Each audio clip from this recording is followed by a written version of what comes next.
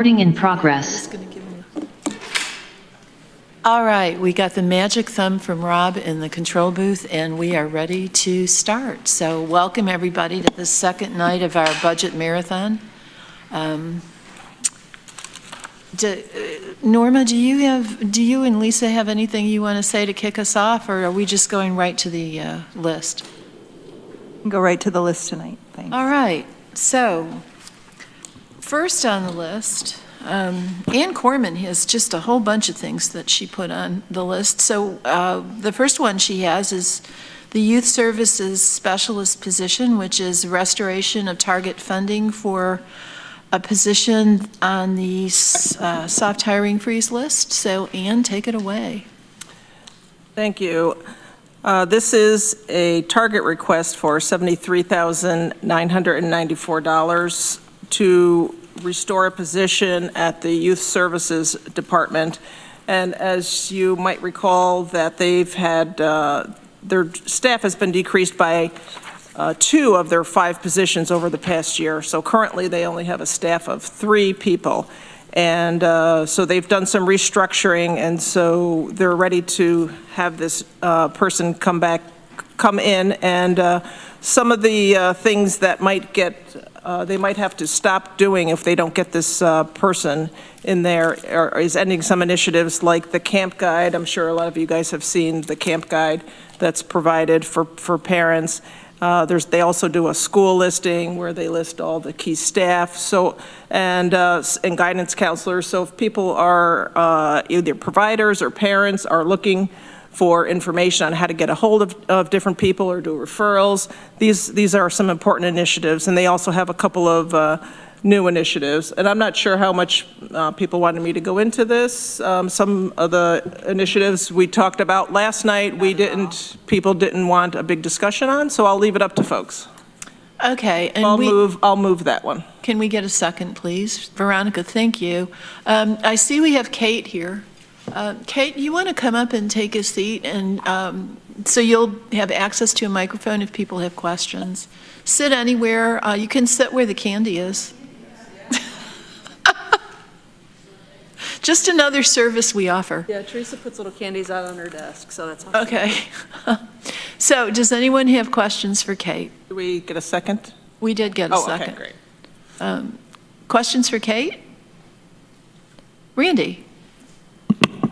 I actually don't have any questions for Kate because I think I've run out of questions, Kate, because I've been asking you a lot of them. But I support this position. It's a very small department now with 3 people, and I think that now's not the time to not fill this position. Thank you, Randy. Anybody else?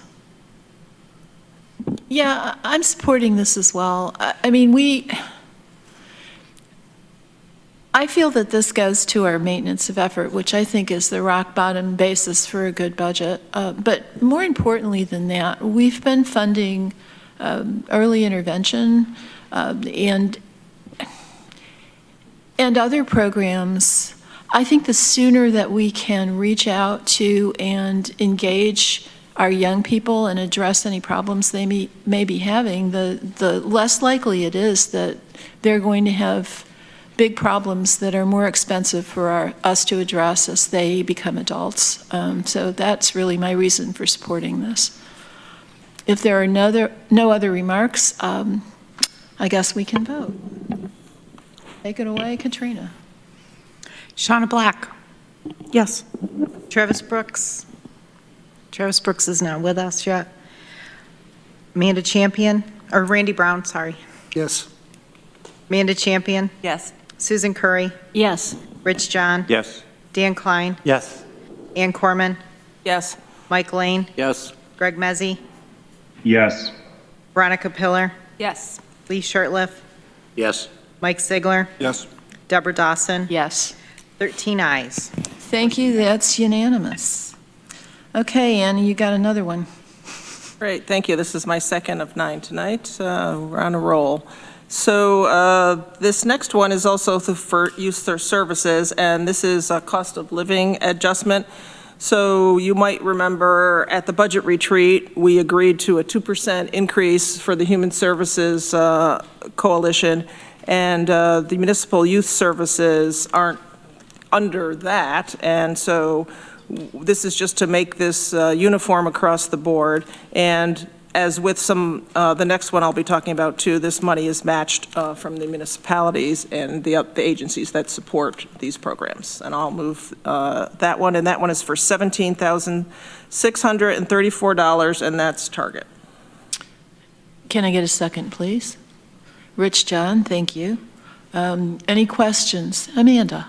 Well, this is not about this, but if at some point Norma could put up the chart with the numbers, that would be helpful. Okay. And while she's doing that, we can keep moving. So can I get a second? Rich Oh, okay. I didn't see your hand. Mike's head's in the way. Okay. Any questions on this one for Kate or Annie or anyone else? All right. It didn't even take pizza tonight to get you guys this quiescent. This is great. Go ahead. Shauna Black, Yes. Randy Brown, Yes. Amanda Champion, Yes. Susan Curry, Yes. Rich John, Yes. Dan Klein, Yes. Ann Corman, Yes. Mike Lane, Yes. Greg Mezzi, Yes. Veronica Pillar, Yes. Lee Shirtliff, Yes. Mike Sigler, Yes. Deborah Dawson. Yes. It's 13 ayes. Motion passes. Okay, Annie, next one. Next one is even easier than those two. This is also a partnership. This is their Youth Services Recreation Partnership, and this is for $7,617. This is also Target. This is also one of our partnerships with the local municipalities, and so this is matched. So I don't know if people want me to say more, but Yeah, this is money that leverages contributions from the municipalities that participate in the recreation partnership, so it's very worthwhile. Anybody have any, Lee? Nope? Anybody else have, Randy? Yeah, I support this. Some of this programming goes through the Youth Bureau, and they provide a lot of programming that's not available throughout other towns. And a lot of, I know that Newfield and Enfield, more people are enrolling in some of those opportunities, and I think it's a good program. So. Thank you. Anybody else? Okay, let's vote. Shauna Black, Yes. Travis Brooks, Yes. Randy Brown, Yes. Amanda Champion, Yes. Susan Curry, Yes. Rich John, Yes. Dan Klein, Yes. Ann Corman, yes.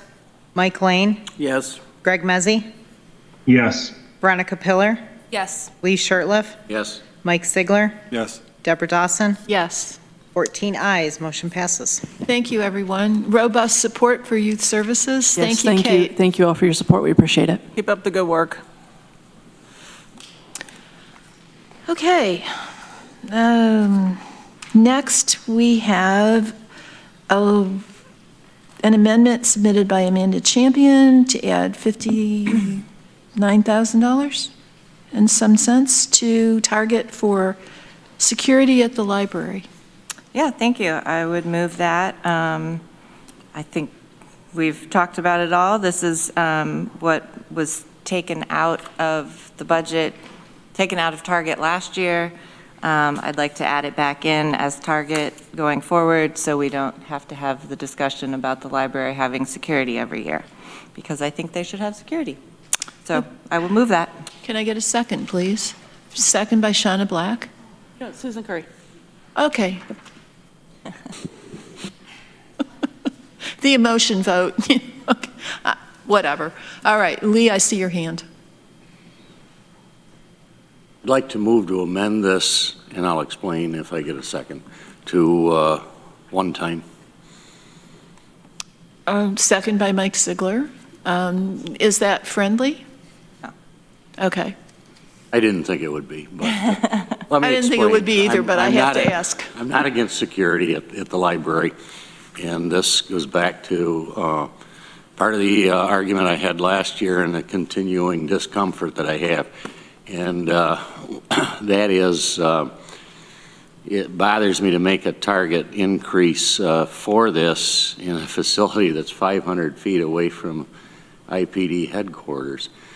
I'm hopeful that with the contract that was just settled with the city and IPD and the slating of another upwards of a dozen officers in the months ahead, that things will stabilize in the city.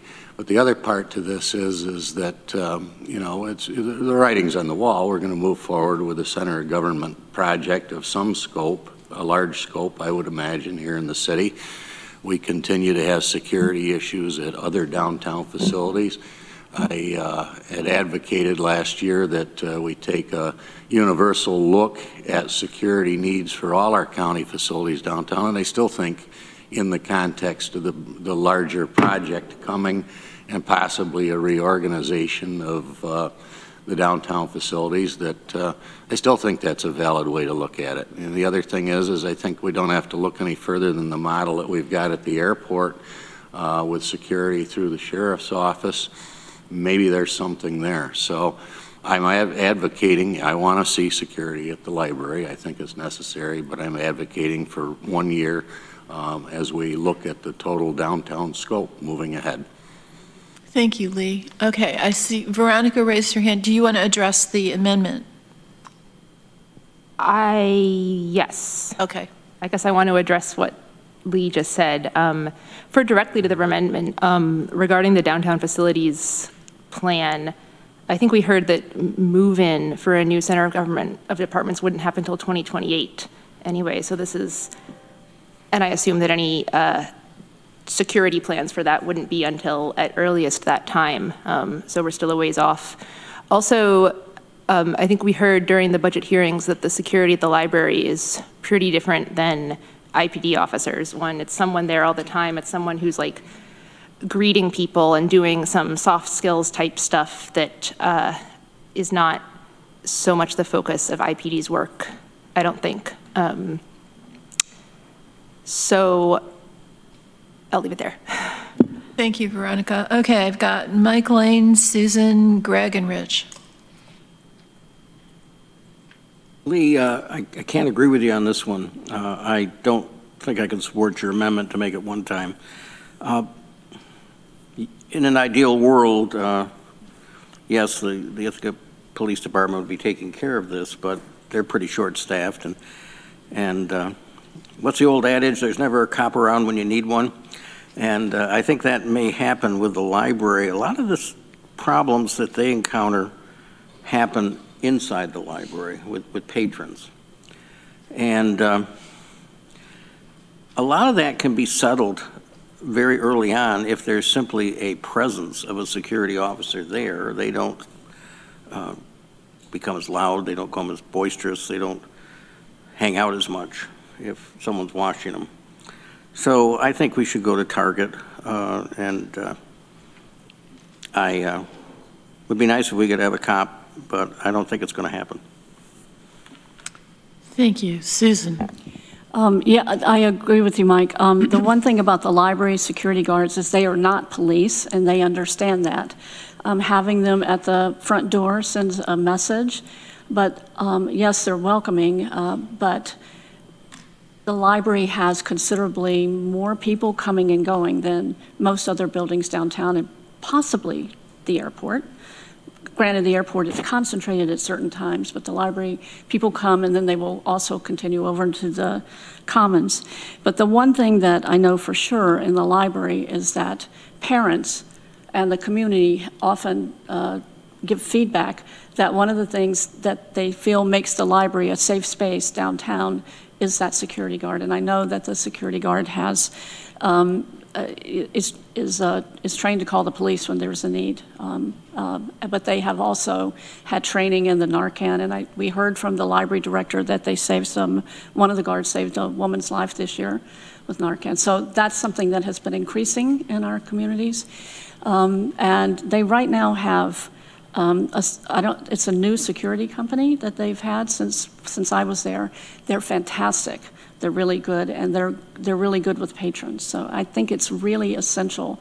And I think the library asked for a lot, but this is one that I think is essential to the community. So I can't tell you the number of people who say that if they're on the Commons or anywhere downtown, if they're in trouble, they go to the library because they know that's a safe place.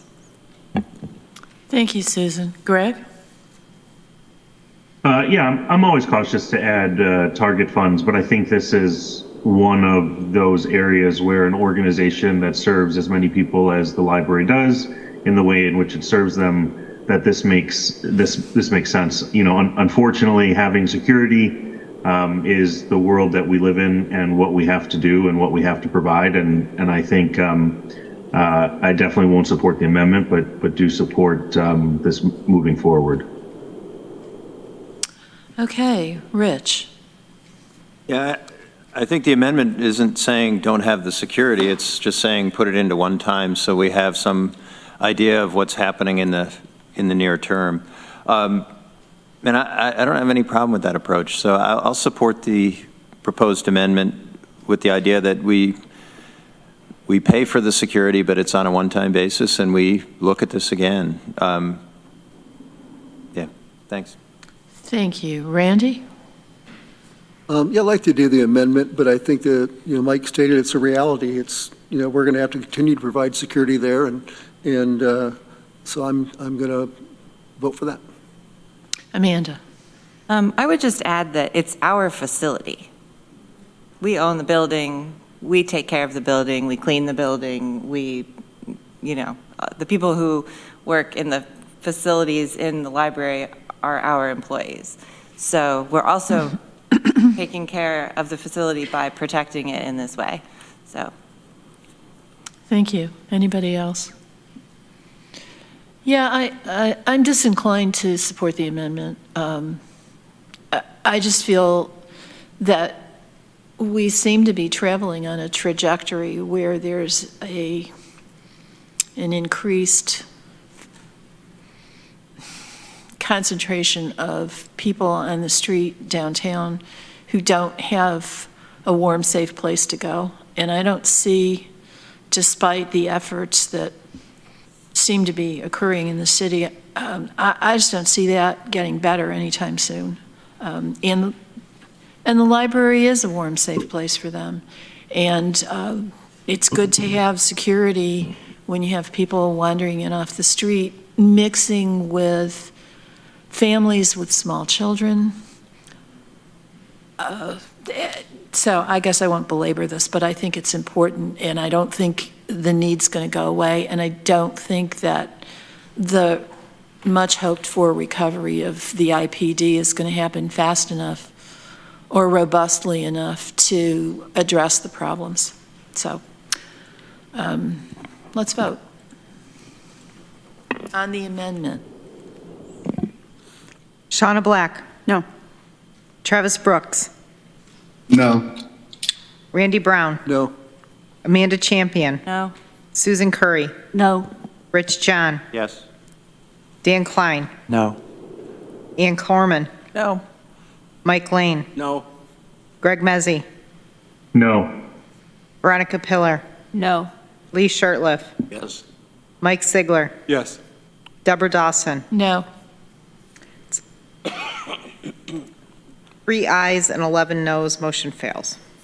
All right, people, we are back to the original legislative amendment, which is to add this money back into Target to sustain the continued employment of security people at the library. Lee? I'll support this, but I do want to factor the security of all the downtown facilities moving ahead and charge administration and others with keeping that in mind and possibly revisiting this at some point in time. Okay, noted. Shauna Black? Yes. Travis Brooks?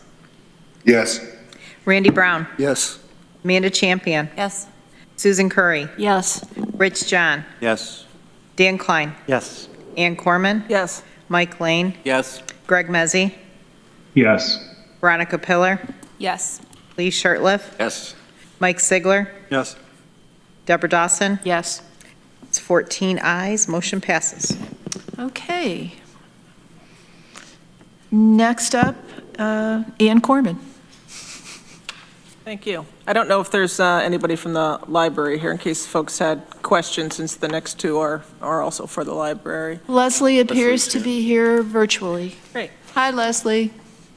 Great. So this one is for the Tompkins County Public Library existing operations, and this is also for Target. This is $113,241, and this is to help offset the contractual labor increases and helping them manage their budget. I'm sure everybody knows, like at the county, we've had to put extra money in because of contract negotiations and labor and other labor increases. So I don't know if I've got it correct, then I guess we're all set. But Leslie's here if people have questions, and I'll move that. And Mike Lane has seconded it.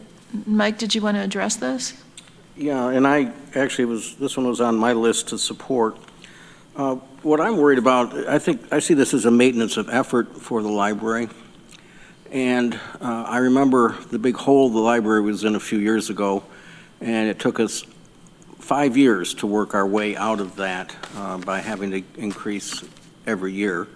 I'd hate to see them fall into another hole like that. So I think we ought to keep up with the maintenance of effort, and that's why I support it. Okay, anyone else? Randy and Shauna. Yeah, I'm not opposed to them doing this. However, my favorite subject is fund balance. And so I looked at the audit report for the library for 2022, and their unassigned fund balance at the end of 22 was $1,265,000. And they, and for their expense and income for 2022, their expenses were $100,000 less than their income. So they brought another $100,000 in. So having a fund balance like that, when we own the building, we do the maintenance of the building, I think they pay the utilities and those kinds of things. I just don't see that money sitting there should be, if they really believe that these programs and people should be hired, then it should come out of their fund balance for the first year and show us how it works. So. So are we going to ask Leslie to address that? I think that she is the person who's best qualified to do so.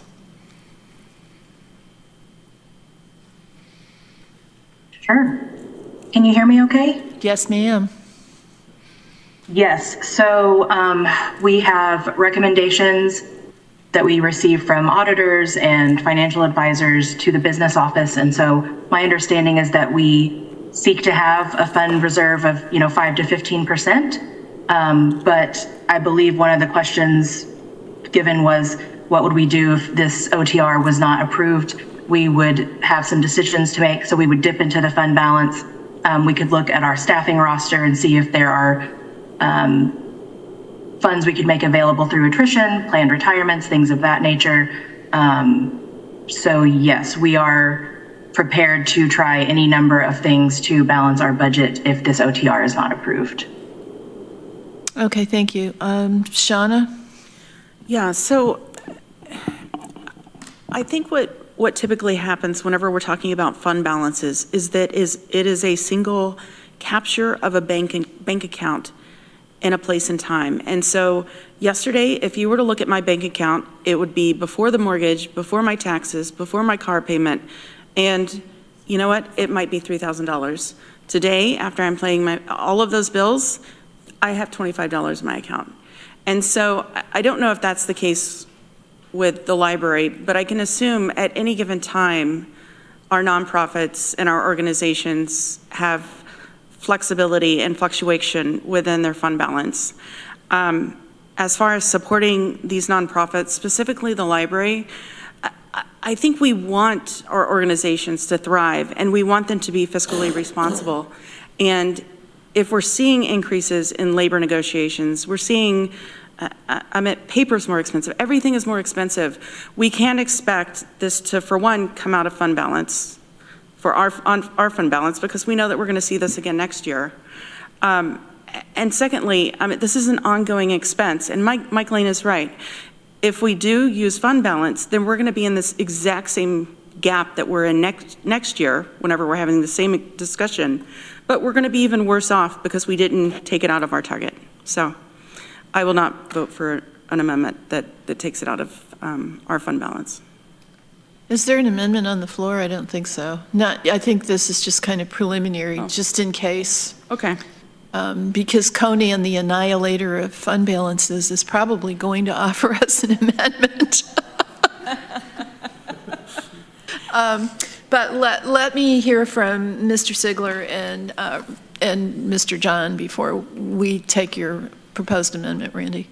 This is just a question, actually. It's something I should know because I've been here a long time. But why? But clearly, I have forgotten this, and I assume other people probably don't know this. Why isn't this a department? Why is this a separate entity? And Mike Lane, I'm looking at you because you probably know the answer. Well, between Mike and Amanda, I think we can probably figure out the answer. It's created as a municipal library under New York State education law. Okay. Just like a community college is under the state law, and you have to set it up the way the state law says. Under a charter, and they're totally separate. Even more separate than our recycling in the airport.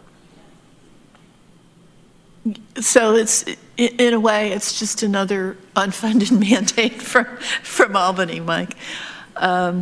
Susan, I see that timid little hand, and I bet you know this back.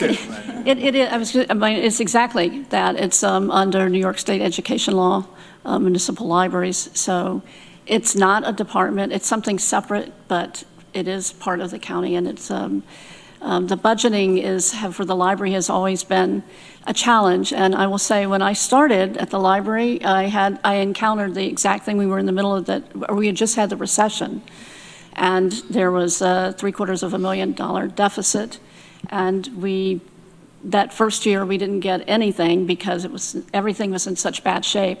And as Mike said, it got to be worse and worse and worse. And the staff were amazing because we were able to negotiate a one-year contract at like 1% or something during that time. But that has meant playing catch-up over the years, and we put together a special task force. The legislature did. Mike was on that, and we gradually restored it, so I'd hate to see it go back to that.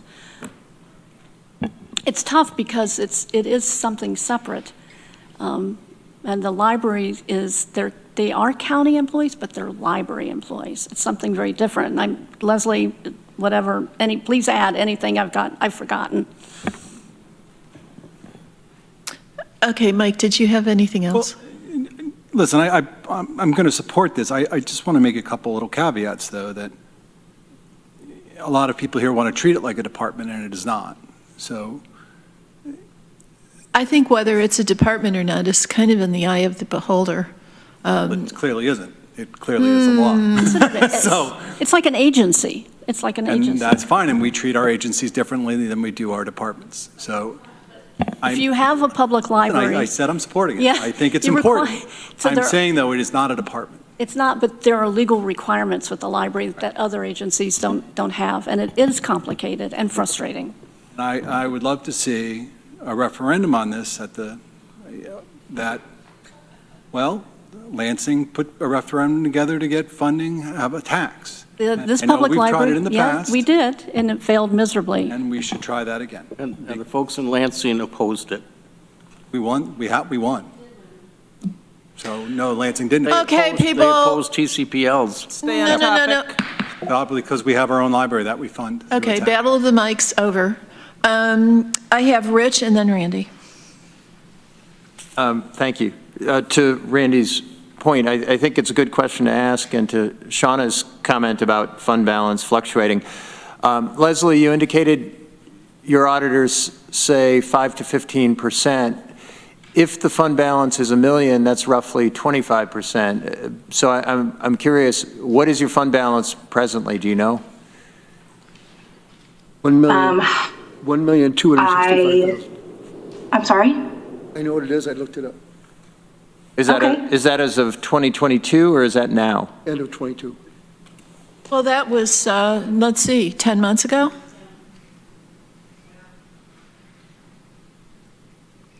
I don't have the exact number in front of me. I don't believe it's at that same level. I know that when I came in, we were still having some COVID relief funds that were in play that I think have now ended. So I am happy to get that that number from the business manager and provide it to you. Yeah, I guess my view is this request makes a lot of sense to me, Leslie, but we're in a financial storm here because of what New York State has done to us, and we have to make some really hard decisions. If we could put this off for a year and catch up next year, maybe that makes sense, but I'd like to understand that this would not cause the library undue problems, either functionally or with its auditors.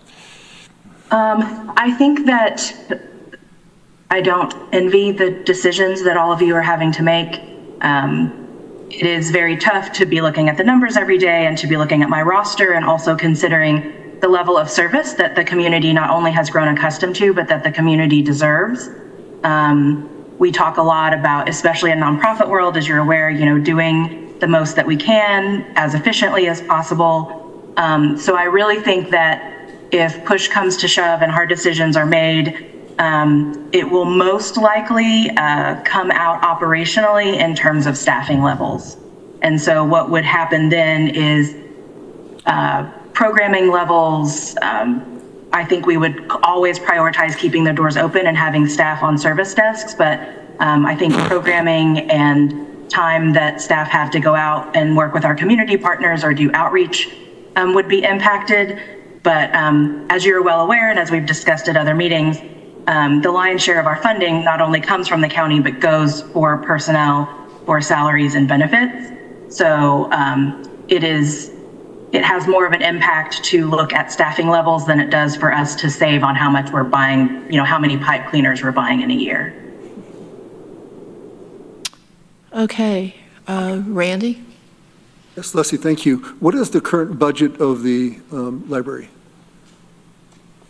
The current budget is, I believe it's a little over 4 million. I am going to get that. I'm so sorry. You guys were running ahead of schedule and I think it threw me off a little bit. Okay. So for 2023, our amended budget for everything is $4,952,249. So that includes the funding from Tompkins County, from the city, from the town, and also from the Friends and the Foundation. And remember that the Friends and the Foundation provide the collection budget. Thank you. So 15% would be about $750,000, roughly, if that was your high mark. That sounds correct. All right, just want to make that point. Thank you, Randy. Okay. So, Conan, are you are you going to be offering an amendment or not? No, I'm just going to vote against it. Okay. Thank you. All right. Anybody else? Rich? Does it make sense to delay this a little bit and see if we can get the information? What information? My personal feeling is that this is a maintenance of effort issue. And maintenance of effort should come out of target, not fund balance, because maintenance of effort is an ongoing expense. It is not a one-time. But if we have a majority of people who wish to defer this vote, then that's what we'll do. So who wants to delay this vote? No, I'm sorry. This is my opinion. I'm entitled to my opinion, but if you all overrule me, I'm fine with that too. No, I get the sense of the room is that people just want to approve this, so I think we go forward. I'm not going to delay it. A question. Yeah. So I need a little reminder. Was there an increase in the library budget as part of the general budget, or was it zero? It was zero. Zero. So this would be their increase. Thank you. Okay. Let us vote. Shauna Black. Yes. Travis Brooks. Yes. Randy Brown. No. Amanda Champion. Yes. Susan Curry. Yes. Rich John. Yes. Dan Klein. Yes. Ann Corman. Yes. Mike Lane. Yes. Greg Mezzi. Yes. Veronica Pillar. Yes. Lee Shirtliff. Yes. Mike Sigler. Yes. Deborah Dawson. Yes.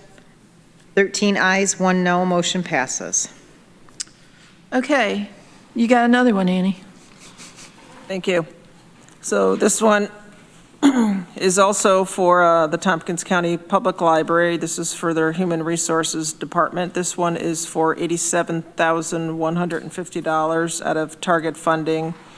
And this is adding a person in their HR to help with records responsibilities, also to improve and expand professional development within the library staff. And they have some, I'm trying to think if there's anything else. I would actually ask Leslie, because I don't know how many people, I will say, are in the department, and a little more about that, but I did check with our HR department because I thought, well, can they help out? And the answer was no, because they are in their own organization, separate charter, so they have to provide all of their HR responsibilities over there. Yeah, That's what I was told from Ruby Okay. William. Can we get a second on this motion? Veronica? Mike? And then Amanda. I would actually like to send that question out to legal, because I'm thinking of the airport, for example. We used to do work for them for free, basically. Our finance department would do that. So it's not like this is unprecedented that the county does work for other entities. And I would ask that, why wouldn't we be allowed to do all the HR responsibilities for this? If we're treating it like a department, as you say, why would that be outside of the boundaries of our HR department to actually do their HR? So I understand that was Ruby's position, but I would like to send that to our legal counsel to see if that's true. I don't see why that would be the case.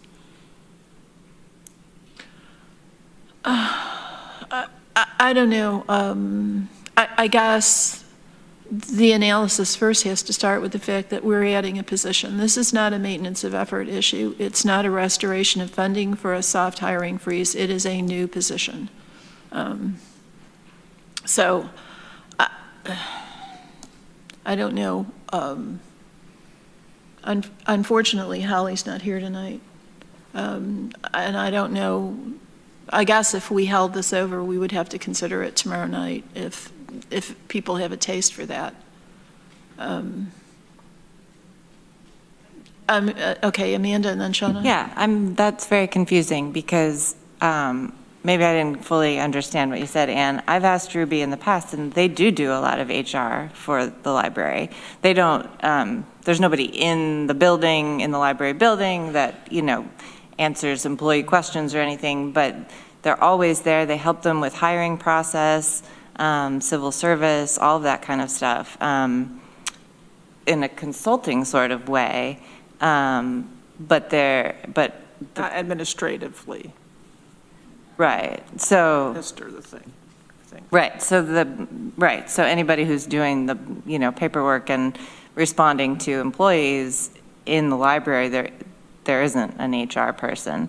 So I think that's why they need this, because those people can't just come, they can't call up Ruby and say, we're having this issue or anything like that. I mean, I guess it would be like CCE, like they need their own HR entity, or the community college. I mean, they can't just use ours. So I don't know if it's a legal thing, but anyway, so two sides of the coin. Our HR does provide support, but they can't provide everything. Can't administer is what I was told. Legally, they're a separate entity. But Lisa looks like she wants. I see Lisa grasping her microphone, so I'm going to let her speak. Well, hot off the text from Ruby, libraries are separate appointing authorities, is what she's saying. That our HR office administers civil service, but they don't manage the day-to-day operations of the library and their HR needs. Yeah, and we provide civil service services for municipalities yes. throughout the county. So that's a very different set of skills and services. Ruby, I see you. Hello, dear. Hi, I thought I was going to get away from this today. No such luck. I tried to save you. Libraries across the state are separate appointing authorities. We administer civil service as far as their exams and their roster record keeping, but their day-to-day HR functions is determined by their board, not us. So they're separate.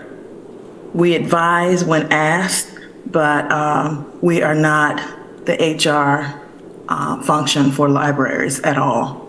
And that's not just for Tompkins County, that's across the state. Oh, okay. Mike, is this a follow-up on your question? Yeah, I mean, but isn't that the decision of their board? If the library board said, we're gonna ship this out to our That's not HR. what I'm hearing from Ruby. It's not a local government. Libraries have their own, they report through the education department. They are their own separate appointing authority. I don't know what that means, I'm sorry.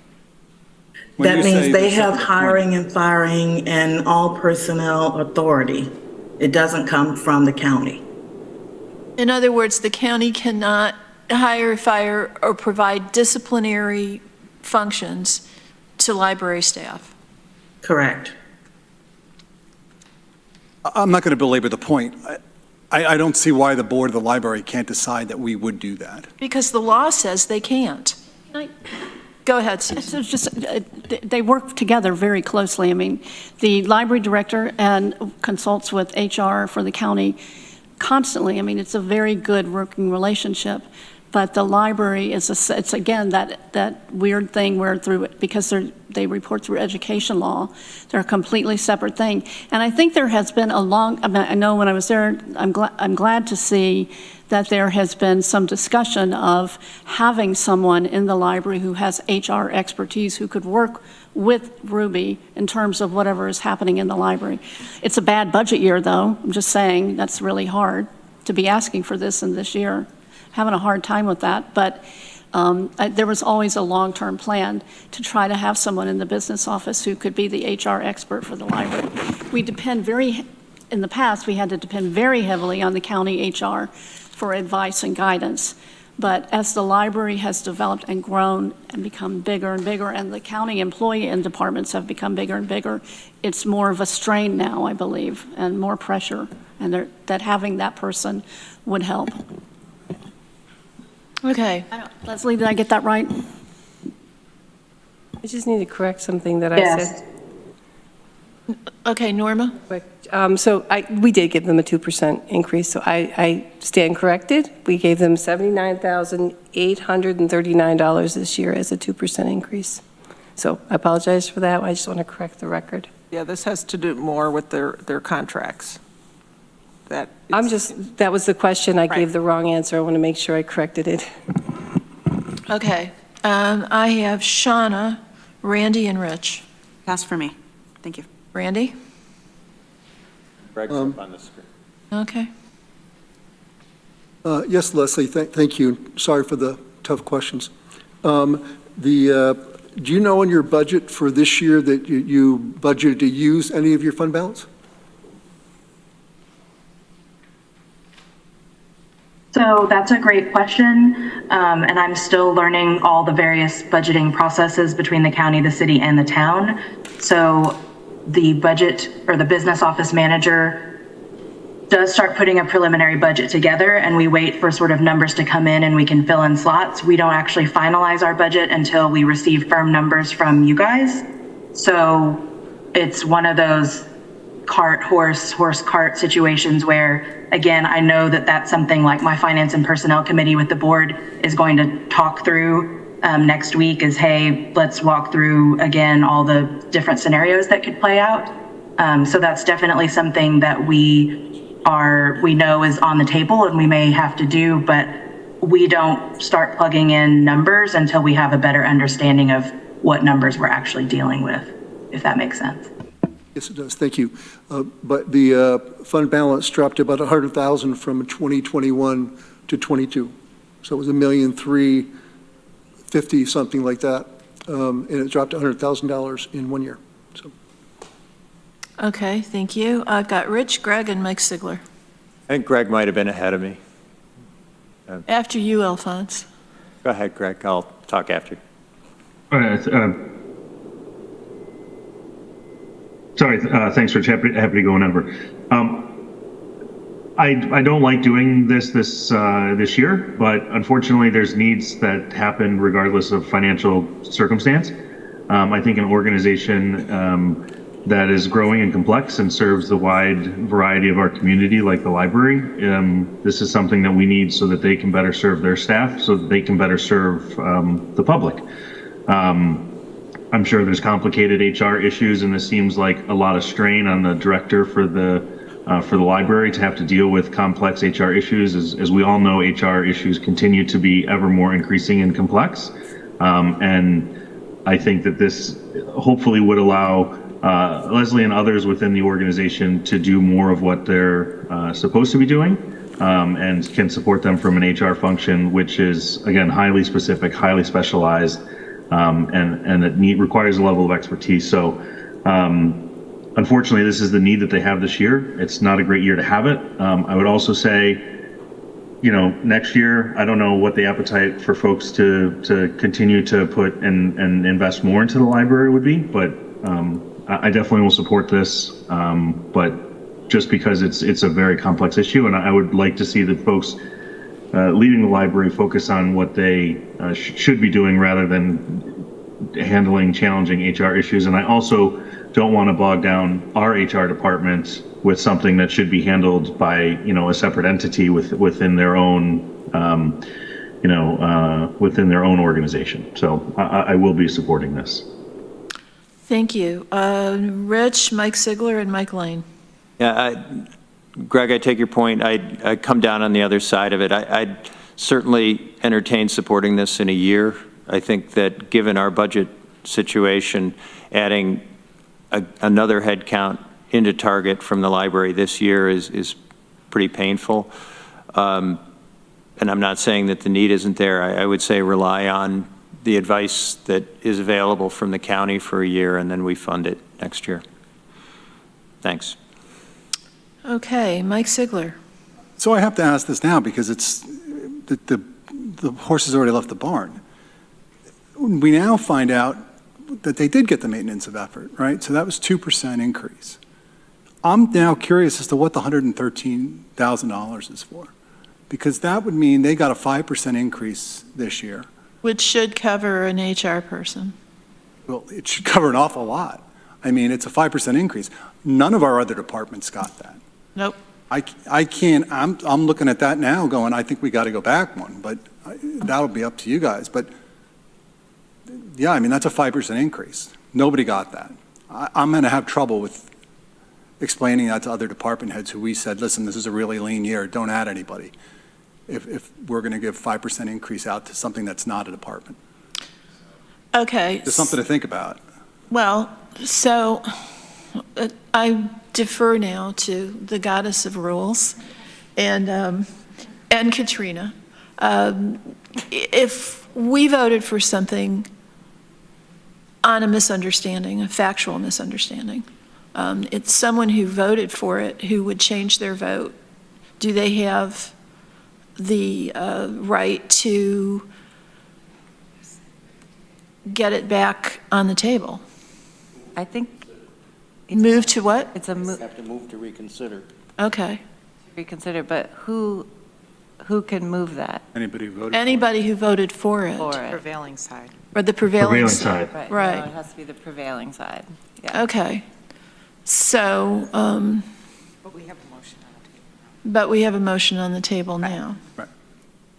So we'll finish up what we're doing, but Well, frankly, from my perspective, how I would vote on this particular amendment that's on the floor depends on whether or not the last vote stands. Because I agree with you. If there was already 2% increase built into the budget, and we gave them an additional 3%, they can use that money to add this position. But I see hands. So, yeah, I would probably like to know how that motion to reconsider would play out before I voted on this one. So I guess we could move to table this one. Or withdraw it. Or withdraw it for the time being, and go back to reconsider the previous one. So how do you want to proceed, people? I saw hands from Dan and Annie. Good.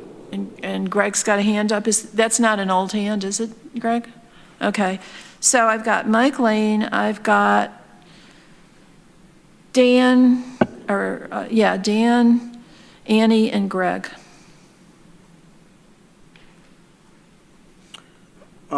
We're talking about the human resources. Right. Okay. I feel a little bit like Rich does, based on what we're doing here. I think this could wait a year, and I'm not prepared to vote for that. Okay. Dan. Annie.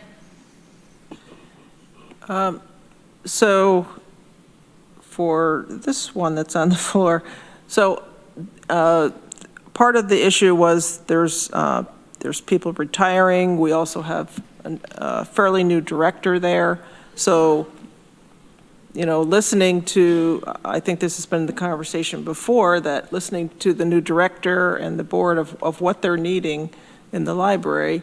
I will say that I worked at an agency once that had less employees, that didn't have an HR person. So asking a director or administrative staff to take on issues in HR, I'll just say it's not always effective. They don't have the expertise to handle the various issues. So I want to just ask Leslie, would this be an issue if we waited a year? Is this something you can manage? I want to answer this very carefully. We wanted to be very respectful of what we knew would be the budget limitations, but as some of you have said previously, I think it really is just bad timing. So with trying to do our due diligence and support our staff and also do right by the county and make sure that staff are supported so that we can prevent turnover and continue to develop staff, I also will acknowledge that and perhaps Susan could speak to this better than I can, but I definitely think there was a weathering effect with the 2-year director search that the library had, that again was being conducted through a combination of administrative staff and even frontline staff. And I think the world is increasingly complicated, and we have 2 bargaining units, so there's a lot to consider there. I also just want to acknowledge that we have thought through these OTRs, and we're considering things like health insurance increases, New York State retirement contributions, HRA, which we switched over to in order to save money last year, and like even the security OTR, that's only a portion of the cost, not the full cost, that we've tried to adjust out, what's the best ask from the county, knowing that there are other agencies also with need.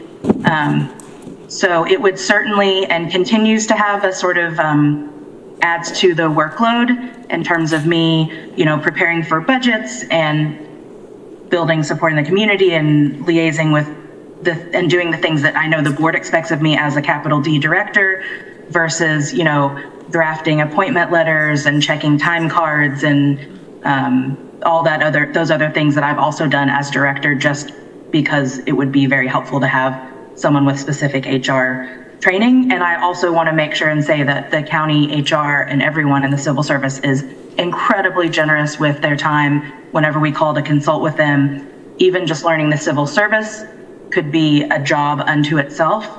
So this OTR is in no way a criticism of any of the support we've received from county HR, but rather an acknowledgement of a growing and successful organization that we're trying to maintain employee retention and continue to develop them to serve the community. Okay, thank you. Greg and then Shauna. Yeah, I guess, one, Norma, appreciate for correcting the record, but I also think I guess I'm a little frustrated, and maybe it's a frustration, Deb, that I saw you express last night too. It says in the legislative amendment that was proposed, TCPL appreciates the 2% fiscal target increase, $79,000 granted by the legislature for budget year 2024. Right. This is not new information, folks. This is right in front of us. So this idea of now going back on something, we had the information right there. It's in our budget books, it's in the JOT form, it's in all of the documentation that's already been provided. So I don't know, I don't see how that this is new information that we need to consider if we were to consider going back. I've already expressed my support for this one. I just kind of wanted to throw it out there as a topic of going back on the existing operations budget amendment for reconsideration potential, that we had that information right in front of us while we were voting on it. Okay, Shauna. So first off, I actually think this is really good government work here. We asked Norma a question, she answered it. We based our decision on how she answered it. We voted on it, it went a certain way. Norma came back, said, you know what, made a mistake. Here's some new information, and we're talking about re-voting on it. We have, I don't know, 75 OTRs that we're considering. I'm sorry, Gregory, if I don't remember every single word of every OTR. I'm not sure that anyone in this room does. We rely upon staff, and we use the information that we're supplied with to try and make the best decisions. And so, with that said, I would actually make a motion to postpone this amendment until after we revote on the existing operations. Oh, reconsider. I would second. Okay. Postpone until we reconsider. Yes, that's right. Yep. Okay, so then we also need a motion to reconsider, as I understand it. Well, first this has to pass. Okay. Okay, so are we ready to vote on the motion to postpone, or did you want to say something, Randy? Oh, it's been seconded. Okay. Just point of clarification, a motion to postpone to reconsider? No, a motion to postpone until we deal with the motion to reconsider. The one previous. Right, I think until, like, when you make a motion to postpone, you have to say until when. So until we, after we reconsider the previous amendment. Okay, so that is the motion on the floor. Let's vote. Shauna Black. Yes. Travis Brooks. Yes. Randy Brown. Yes. Amanda Champion. Yes. Susan Curry. Yes. Rich John. Yes. Dan Klein. Yes. Ann Corman. Yes. Mike Lane. No. Greg Mezzi. No. Veronica Pillar. Yes. Lee Shirtliff. Yes. Mike Ziegler. Yes. Deborah Dawson. Yes. It's 12 ayes, 2 noes, motion passes. Okay, now we need a motion to reconsider. And anyone can make it and anyone can second it, because I think we unanimously passed that. Randy voted again. I'm sorry? Randy voted in the negative. Okay, Randy, you can't move. Sorry. I move to reconsider. Rich moves to reconsider. Can I get a second from Mike Sigler? Thank you. Do we want to discuss this further? Anyone have, Rich? I made the motion. I think I'm still going to vote in support, but as Shauna said, this is good government, that we want to make our decisions based on full information and consistent information. Thank you. Mr. Sigler? I'll be quick. I mean, I'm a one or the other. And if you're telling me that there isn't an HR department, I think that has to happen. Like, yes, it's a new position, but it's a new position that's filling something that doesn't exist. Right. And that, yeah, I don't actually know how you proceed without that, to be honest with you. I mean, who does the hiring? I don't know who does that. But I can't give even a department a 5% increase if I've asked everybody else to not. So that's where I'm at. So yeah, I'm going to vote against this, but for the other, I can go for it. So thank you. Thank you, Mike. And now we have the other Mike. Just remember, what we're doing is voting on the motion to reconsider. If that passes, then you have to bring up the motion again on the OTR. And so that's when these comments should happen. Thank you. I won't speak again. All right, so anybody have any procedural remarks to make? If not, we will vote on the motion to reconsider. Donna Black. Yes. Travis Brooks. Yes. Randy Brown. Yes. Amanda Champion. Yes. Susan Curry. Yes. Rich John. Yes. Dan Klein. Yes. Ann Corman. Yes. Mike Lane. No? Greg Mezzi. No. Veronica Pillar. Yes. Lee Shirtliff. Yes. Mike Sigler. Yes. Deborah Dawson. Yes. It's 12 ayes, 2 noes. Motion passes. Okay, so now is the original amendment on the floor? Oh, so you have to move it again, Annie. Okay, let's see. I'd like to move the Tompkins County Public Library amendment for existing operations to increase it in target to $113,241. I'd like to move that, but then I'd like to say a little bit after it gets Okay, seconded. and it's seconded by Mike Lane. Go ahead, Annie. So I apologize. I have 9 amendments that I was getting ready for today. I have it here in front of me, and when that was asked about the 2%, I was like saying yes, but I didn't look it up, but it is right there. So for me, even seeing that the library got a 2%, we know that we've had to adjust a lot of our salaries because it's very hard to find employees. We also did some market rate adjustment, so which on average for a lot of employees is going to be 5%. Never mind counting a cost of living increase that could be in some of the negotiations on top of that. So 5% in total, I don't see as too much.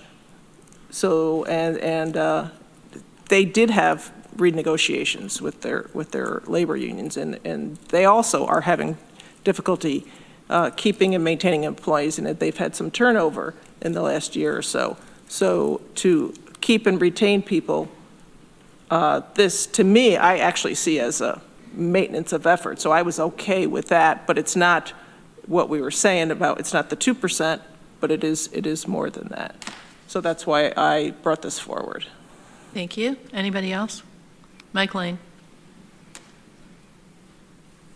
Remember that a large part of this budget is funded by 2 organizations. Leslie mentioned them, the Friends and the Foundation. And they always look to us to see how much we support this library. They're all volunteers, and they give their time and effort to try to raise substantial money for books and other programming in the library. I don't think that adding $113,000 to target to try to keep us out of these holes that we can get into is giving them too much. We have talked about extra money for things, new programs. We've talked about extra money for community college, which I certainly support. But I don't think that trying to keep them from having a structural deficit is something that we should not fund. Amanda? Can I see the chart up there again, Norma?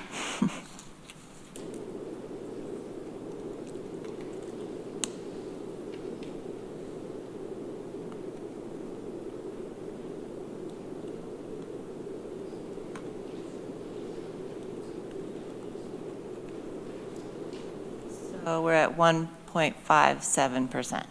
Yes. Can you speak into the mic, Norma? Currently, it still has the original amendment included, 113,241. Okay, so that's with that. So that's with approving the current amendment on the floor.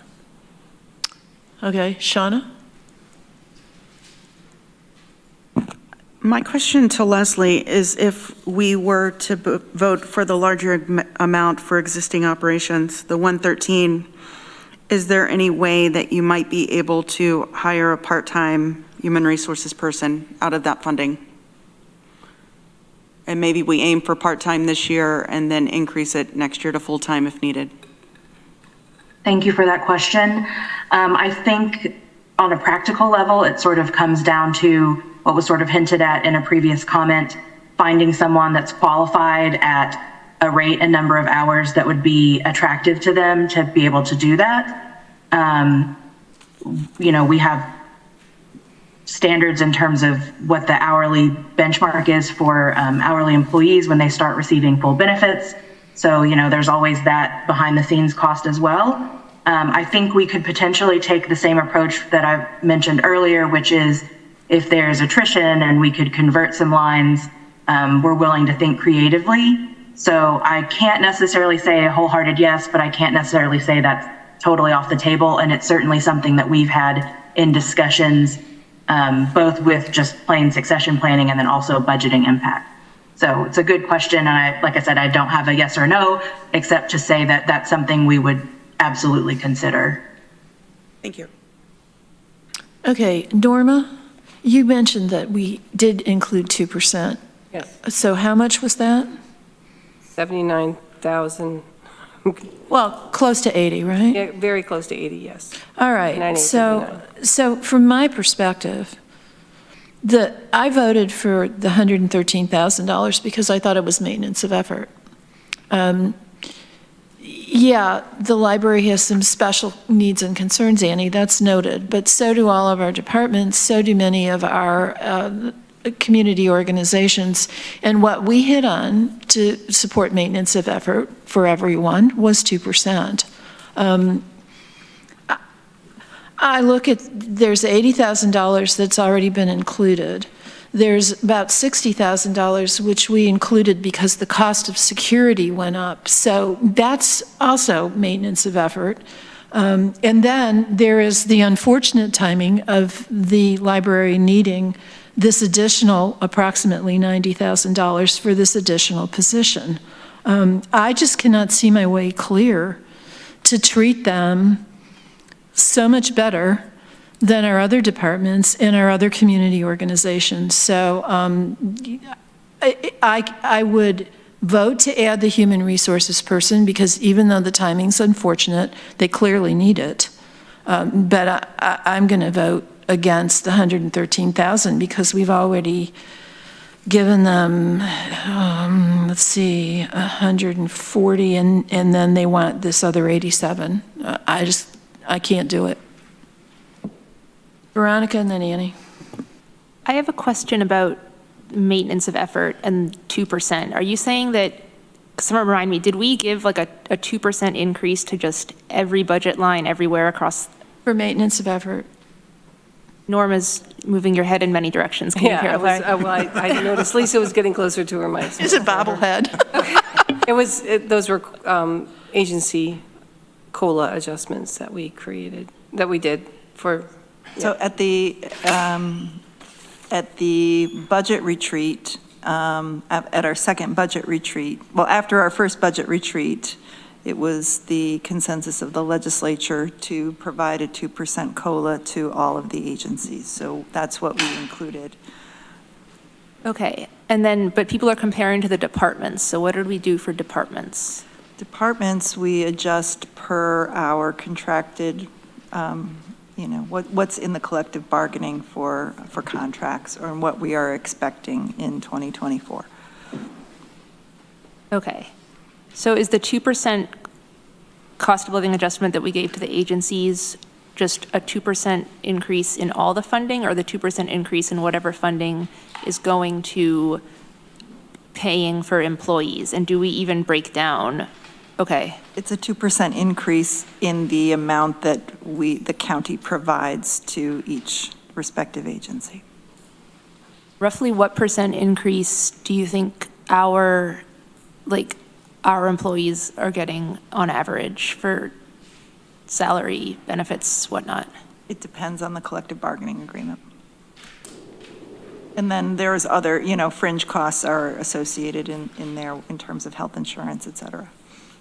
Thank you. Mike? Oh, wait, Annie was in the queue, sorry. So as I said before, we're doing on average 5% additional, which was not mentioned by anybody else yet, to our staff. In addition,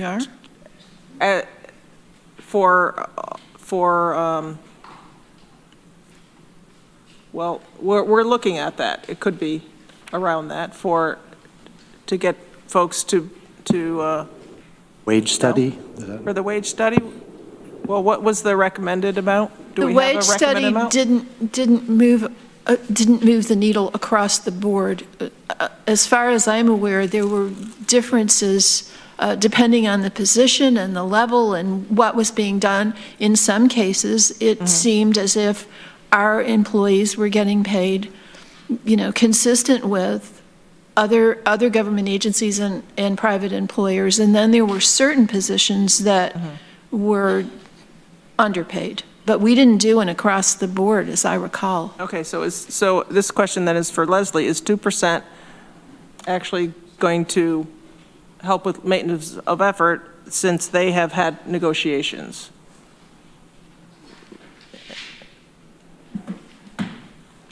So the 2% given, we have adjusted in our budget numbers. And so we have assumed adding that to our fiscal target. A lot of that is also what impacts that is the security costs. So OTR number 1 is not the full cost of the security, but the adjustments for that. So there's still a deficit. And then, so that's sort of the 2% COLA goes toward just balancing that one sort of line where we consider security. So then our other considerations are the health insurance increase, the New York State retirement contributions, the HRA. So the $79,000 will go toward offsetting increases per the contracts that we have negotiated. But these other numbers are because they don't necessarily cover all of it, and there are deficits elsewhere. So if some of it is comparing, one budget approach to another, that may be some of it, but we would not be asking for money if the 2% adjustment covered everything. Okay, I've got Mike Lane and then Shauna. Just quickly, I think Veronica's on the right track, and I think Leslie just picked up on it. Yes, there's the 2%, but the 2% is not the full maintenance of effort to keep this library stable, and that's what the 113 does. Shauna? My question, Leslie, is if you were to receive one of these two OTRs, I mean, obviously there's a delta of $26,000. Would the $113,000 allow you the flexibility to do what you see fit as the executive director? Or would you feel like if the second OTR ended up passing, you would be pretty tied into doing something that might not help the stability of the library. I guess my question is, as a legislator, I'm going to vote for one. Which one would you want? Man, that's a hard question, Shauna, but I appreciate it.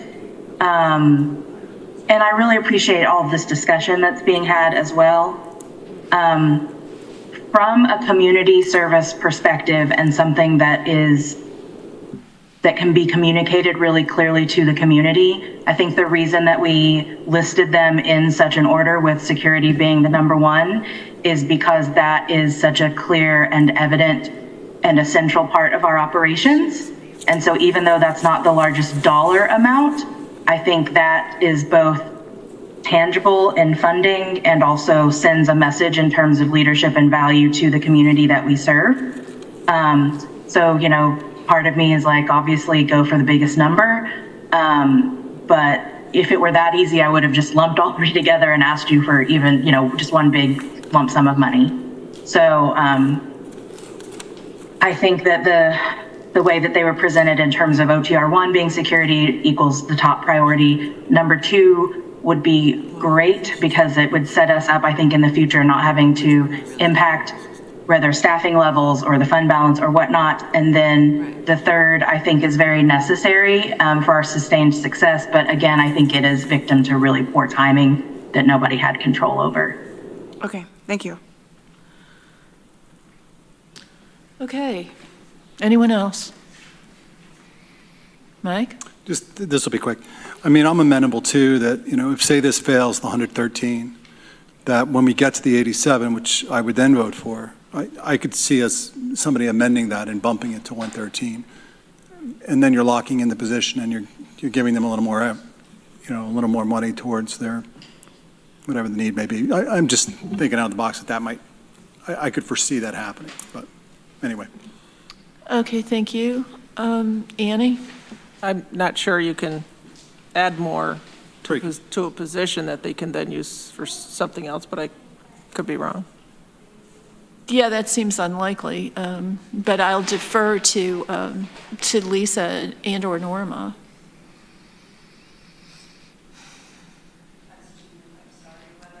As to whether you can, I see your hand, Randy. As to whether or not, if we got to the human resources position, if the cost of that position is $87,150, could you bump it up so that they would have extra to use for something else? Because that was the hypothetical that Mike posited. If it's the prerogative of the legislature to do that. Sure. Okay. Amanda? Well, why wouldn't we just then reduce this, if that's the will, and then it would still be earmarked for existing operations, and then do the other one, versus trying to confuse it with, we'll do the other one, but add more to it. I don't know. We're already so confused. Well, we're all confused. It's a shell game right now. That's right. Okay. I've got Randy and then Rich. So I'm just procedural question. So, you know, as these OTR are presented and we vote on them, if we've approved this $113,000 for this, do they have the right to say, you know, we changed our mind, we don't want to use it for that? No. Because we didn't fund the position, because are they not county employees or the library employees? Do they have to adhere to that? Could they say, hey, we come back and, you know, we want to hire this person, we're going to hire it out of this $113,000. So is that procedure, are they allowed to do that? Don't look at me. No. You guys are the boss. If the legislature is approving an amendment for a certain purpose, then generally the agency is going to follow that purpose. Yeah. Okay, I've got Rich and then Amanda. Just for clarity, I'm inclined to vote for the 113 and not for the additional headcount at this time. Certainly the library could go to its fund balance if they felt they needed to do the HR position this coming year. But if people are flipped on the legislature, we might end up approving both. So Or none. I just wanted to telegraph what I'm going to do. Yeah, and I want to remind people that this is being added to target. So, if we give them the 113,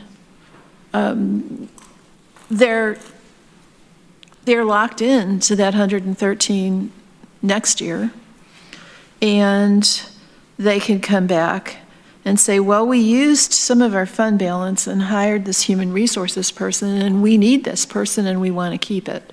And for that reason, I'm really disinclined to vote for both of these. If they really need a human resources person, and it sounds like they do, I would be much more inclined to fund that out of Target. Well, I mean, yeah, we're obviously going to disagree. Because that's a position they need, and they're going to continue to need it.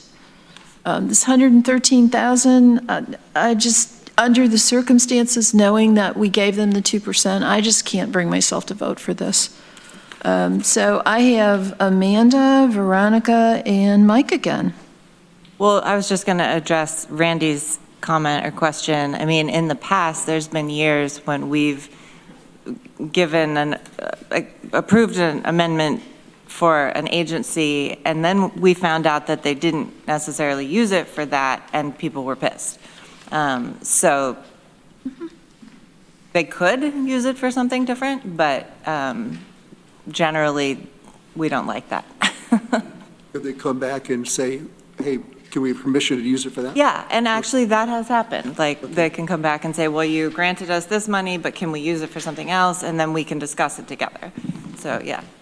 Just to clarify too, there's a contract. The agencies sign a contract for the use of those funds.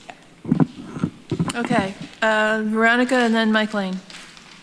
Following up on my own questions, in case I'm not the only one interested, looking at the recommended budget book and adding together for the county salary and wages, overtime, premium pay, fringe, the change from the adopted 2023 budget to the recommended 2024 budget was an increase of 4.8%. Mike Lane. Call the question. Thank you. Okay. Second, okay. All right, do we need to vote on calling the question? All right, let's vote on calling the question. Shauna Black. Yes. Travis Brooks. Yes. Randy Brown. Yes. Amanda Champion.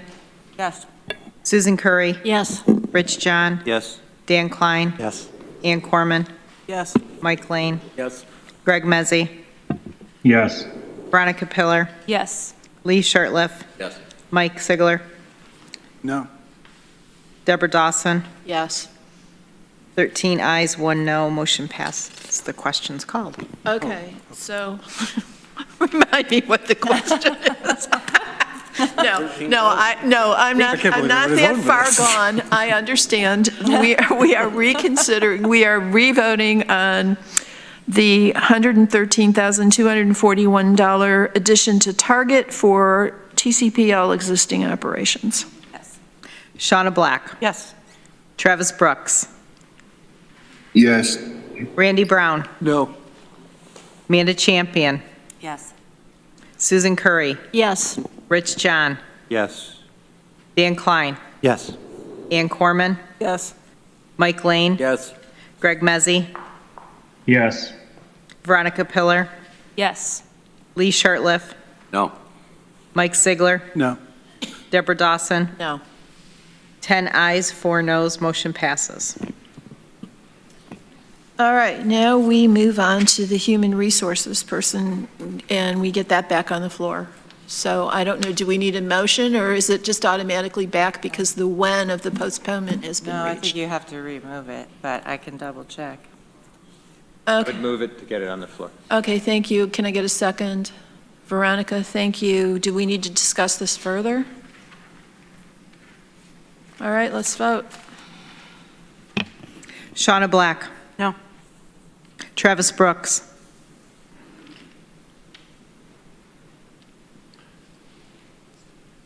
Travis Brooks. Sorry, yes. Randy Brown? No. Amanda Champion? Yes. Susan Curry? No. Rich John? No. Dan Klein? No. Ian Corman? Yes. Mike Lane? Yes. Greg Mezzi? To put it back on the Yes. table, right? No, this is to voting. vote on it. Oh, then I'm sorry, my vote is no. Greg Mezzi? Yes. Veronica Pillar? Yes. Lee Shirtliff? No. Mike Sigler? No. Deborah Dawson? No. 5 ayes, 9 noes, motion fails. Okay, thank y'all. According to the schedule, we have one more to consider before our break. Do you all want to do that, or are you all exhausted from these library things and need a break? Okay, let's do it. Mike Sigler, you're on. All right. So I'd like to move this. It's $50,000 in one-time money for the Chamber of Commerce. So hopefully I can get a second. We'll talk about it. Randy seconds. Okay, you want to tell us more about this? So, yeah, I'm at an event, and I'm talking to this guy who's catering the event, and he's owned a restaurant for a long time. And when he started 20 years ago, it cost him about $80,000 to start that restaurant. And now, I said, how much would it cost today? And he's like, $1.2 million. Jesus. So it has become, I think, very difficult to start businesses locally. I think that we see that if you walk down the Commons. I think you see that if you walk down Main Street, Dryden. I certainly see that in Lansing. This program through the Chamber, I hope you read the summary, it's to kind of give people who, we throw around entrepreneur all the time. I just want people who are interested in starting a business. And they're young and they don't know much. And this program puts them on the path to doing that. And it's one-time money because I want to see how this works, basically. And then I think the Chamber is a good place to do it. I mean, I went to a Chamber event today, and we're talking about what's important to Lansing. And I think this is another one of those things where you give this to the Chamber, they know the people kind of looking to start businesses, they need mentorship. And I think this is a good place to put that because it's not quite as formal an organization. But I also think that it's an organization where if you get in there, there are mentors available. And I like the program that Jennifer's put together. So that's my pitch for this money. Thank you. Does anybody have any questions or comments? Mike Lane. Mike, I like the idea of trying to help small businesses, absolutely. But I don't think this is fleshed out as to how this program is going to work, how it would work through the Chamber, what the contract would be with them. I just don't think it's ripe, and I don't think I can support it. Thank you. Anyone else? I see Greg and I see Veronica. To Mike Lane's point, would anybody, or I guess is there an appetite to do this contingent on fleshing out some of those details before this would be approved? Anyone? Okay. I'm not getting a lot of robust response. Veronica had her hand up, but Rich raised his hand. Did you want to respond to Greg? I think that's a good idea. And I could certainly have, the Chamber of Commerce come and talk to you about it because it is a pretty fleshed out proposal. It's not, she's been trying to get this for a while, so. Okay. So at some point, I guess we should entertain the possibility of voting on this and putting it in contingent, if somebody wants to make that amendment. Veronica, did you want to speak? I wanted to ask specifically what this money was going toward, although it sounds like that's not known. I don't think that I would be in favor of awarding it contingent on the details. That is not how I've seen us treat other agencies and organizations. We want them to have the details, and sometimes we've drilled really down into it, so I don't see why this would be different. There's always next year that will hopefully be a less tight budget anyway. Mike? Well, just a couple of things. I mean, it's coming out of one time, so it's not going to affect your target. But put that to the side, it's still real money. The problem that we run into is there's no place for this to really go. There's no place for the chamber to like become a member of, like, it's not part of the Human Services Coalition. There's no real avenue. So what we could do is if we did, I consider that a friendly amendment. I think Randy would too. I'm not sure. I'm not going to speak for you, but you put it in one time, then you put it in a contingent. The chamber comes and presents it to the Housing and Economic Development, and we can go on from there. And if it moves out of the Housing Economic Development, it'll come to this full legislature for a vote. But this is kind of locking up the money because this is the time to do that. I can't do this kind of mid-year, so. Okay, thank you. And to Veronica's point, we have in the what seems like dim past put contingent funding aside for some ideas that were not fully baked. Sometimes that works out and sometimes it doesn't, but it's not unprecedented for us to do that. We just haven't done it in the last couple of years. Anybody else? All right, so is there going to be an amendment to make this contingent? We accepted it as friendly. So. Okay. Is it unfriendly to anyone?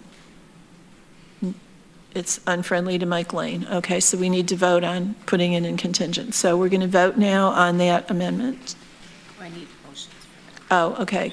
I'll make that motion. All right. Or can I motion on it? I'll move to put it in contingency. Okay, so Rich moved it.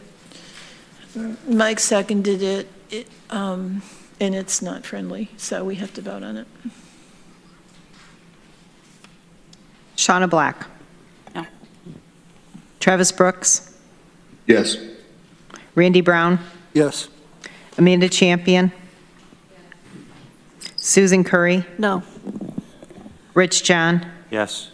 Dan Klein. No. Ann Corman. No. Mike Lane. No. Greg Mezzi. Yes. Veronica Pillar. Yes. Lee Shirtliff. Yes. Mike Sigler. Yes. Deborah Dawson. Yes? I have 9 ayes and 5 noes. Motion passes. Okay, so the motion on the floor now is 50,000 one-time contingent on further details of what Jennifer proposes. Any other comments? Shauna? Is Jennifer here? I don't know. I know she had an early morning, so I might Okay. see her up there. Okay. All right. So now we'll vote on the main amendment. Shauna Black. No. Travis Brooks. Yes. Randy Brown. Yes. Amanda Champion. No. Susan Curry. No. Rich John. Yes. Dan Klein. No. Ann Corman. No. Mike Lane. No. Greg Mezzi. Greg Mezzi. Sorry, yes. Veronica Pillar. No. Lee Shirtliff. Yes. Mike Sigler. Yes. Deborah Dawson. Yes? That's 7-7. Motion fails. Okay, everyone, it's break time. And there is no pizza tonight, but there are beautiful houseplants that Dan Klein brought. You can take them home and adopt them or eat them here. So I'll see you all in 10 minutes.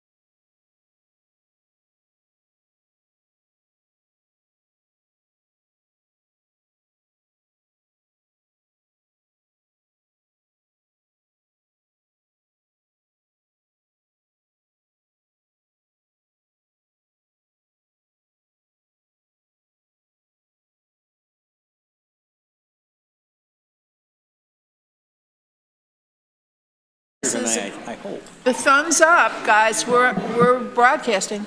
No, but it's a finger. It's a finger, sorry. Sorry. I've got a finger Okay, now we too. got it. Okay. All right, we're back at it, people. So, the next is another Annie amendment involving OAR. So take it away, Annie. Thank you. As I find that here on my desk.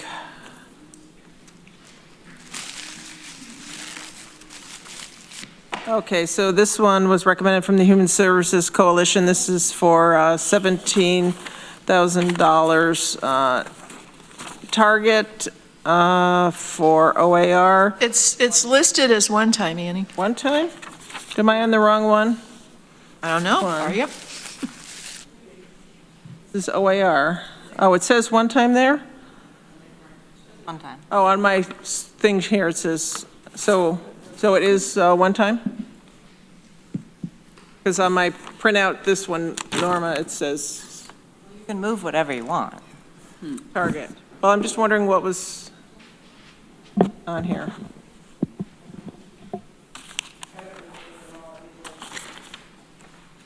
It says target on the sheet here. I have it on target on two different things. So I'm going to move it as target. And so they've had, as we heard in their presentation, they've had a 247% increase in their client numbers since beginning of COVID.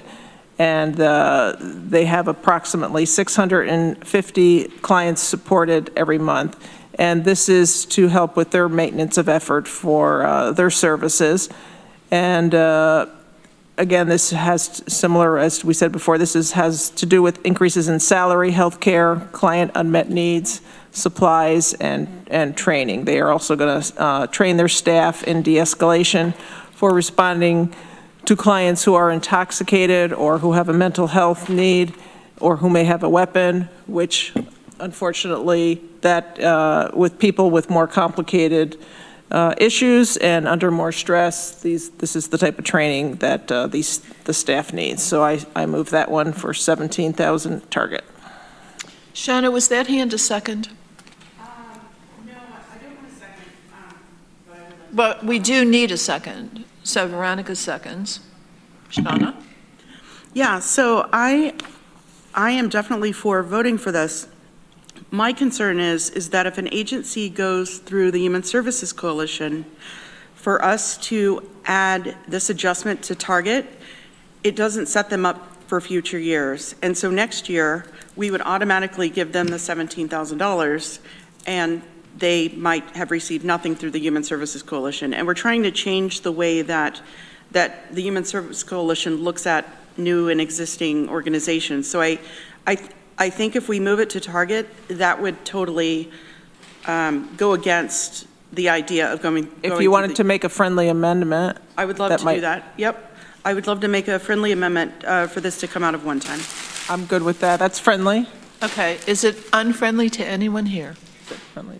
All right, then we don't need to vote on it. Go ahead. It was friendly to me, but can you explain that a little more? I don't understand how this is. Every year, a handful of agencies go through the Human Services Coalition. They apply.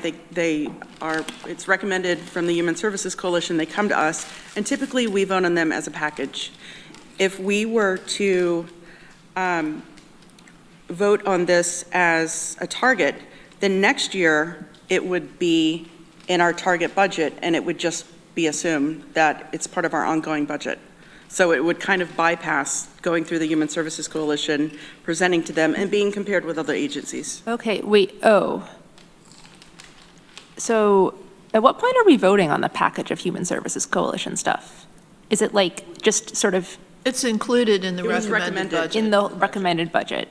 So we don't even see it in the ordinary course. If you didn't agree with the Human Service Coalition, you could take it off. Right.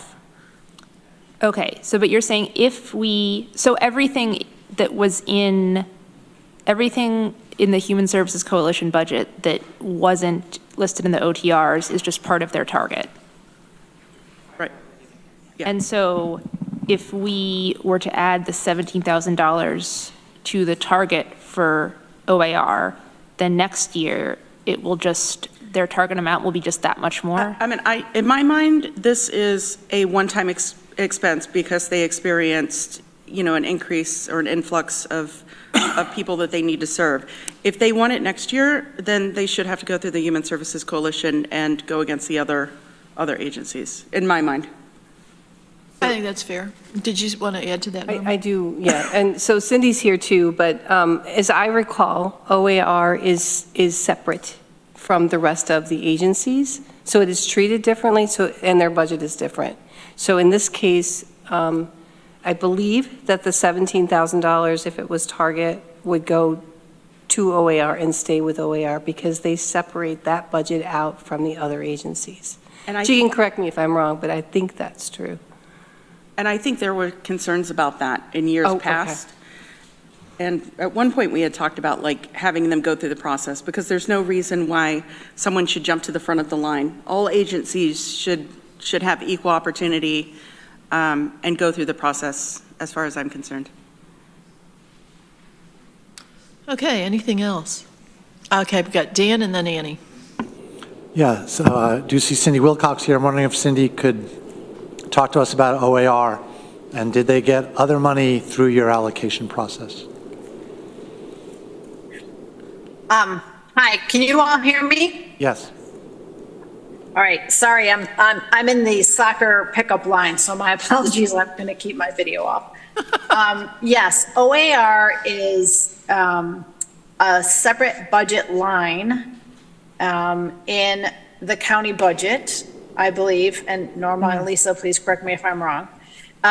The process is the same for OAR, but their line is different. So the process is exactly the same. They go through the committee review, the committee recommends to Lisa, Lisa recommends to you. So, and yes, that's correct. If the recommendation from the committee to county administration was that this was target money for OAR, so it would be automatic. It would be automatically part of their budget for forthcoming years. Forever. So this was recommended by Human Services Coalition? And we're seeing it because OAR is a special case? No, we're seeing it because Lisa didn't approve it for fiscal reasons, I assume. We're seeing it because I did not approve any target increases across the board. Because it's target. And yes. Okay. And the reason OAR is pulled out and considered separate from other Human Service Coalition agencies is because of the city and county sales tax agreement. OAR is listed separately from the other Human Service Coalition agencies. Okay, anyone else? Rich and then Annie. Just, I apologize, I got confused. I was trying to find the written document, but it doesn't really provide a description. What does this go to? It just says core services. I think I saw Dave Sanders on Zoom as well. He might be able to speak to that. Dave, are you still there? I am. Rich, core services is the front office. So obviously it's called client services or core services, people that are coming in our front door on every given day. So if you pass by OAR and the front door is open, typically we get around 35 to 55 people a day. That's core services. So the money is to maintain staffing within core services. And does this correspond to like a 2% or what happens if you don't get the money? Dave? With the 17 on top of Lisa's 2, it would be obviously 17 and 11 would be 28. That's a 5%. So they already, Annie and Veronica? so did they get 2% increase already?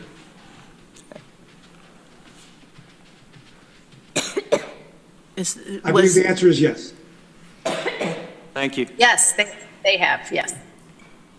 But I think part of it was, again, they had 200 and whatever, almost 250% increase in clients. Okay, Veronica? I just, in response to the same thing, I pulled up my notes from the budget hearing, which aren't that comprehensive, but I had written that without this, OAR would have to cut some staff hours and support clients less, which is what I remember David saying. They just wouldn't be able to meet the need. Anyone else? Ready to vote? Clarification. Okay, Lee? That was moved to make it one-time funding, correct? Yes. Shauna Black. Yes. Travis Brooks. Yes. Randy Brown. Yes. Amanda Champion. Yes. Susan Curry. Yes. Rich John. Yes. Dan Klein. Yes. Ann Corman. Yes. Mike Lane. Yes. Greg Mezzi. Yes. Veronica Pillar. Yes. Lee Shirtliff. Yes. Mike Sigler. Yes. Deborah Dawson. Yes. 14 ayes, motion passes. Okay, next we have Annie, HSC reentry.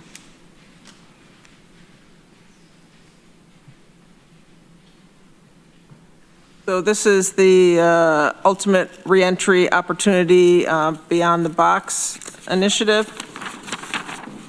by URO, and this helps get employer certifications and offers a pathway for employers to hire people that are reentering the workforce, often after incarceration.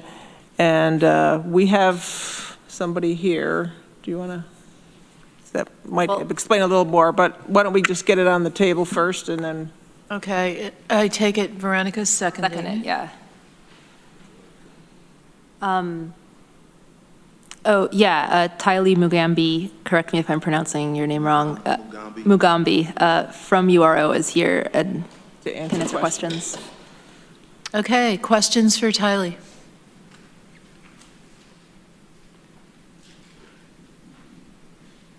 Dan? I think it's a question for Cindy, if That's I should fine, wait. too. Yeah. So can you talk about this? Did this go through the Human Services Coalition process? Yes, it did go through the Human Services Coalition process. I'm sorry, I don't have the paperwork in front of me. I believe Tali, maybe you can remember what the original request was. I think it was for 3 organizations to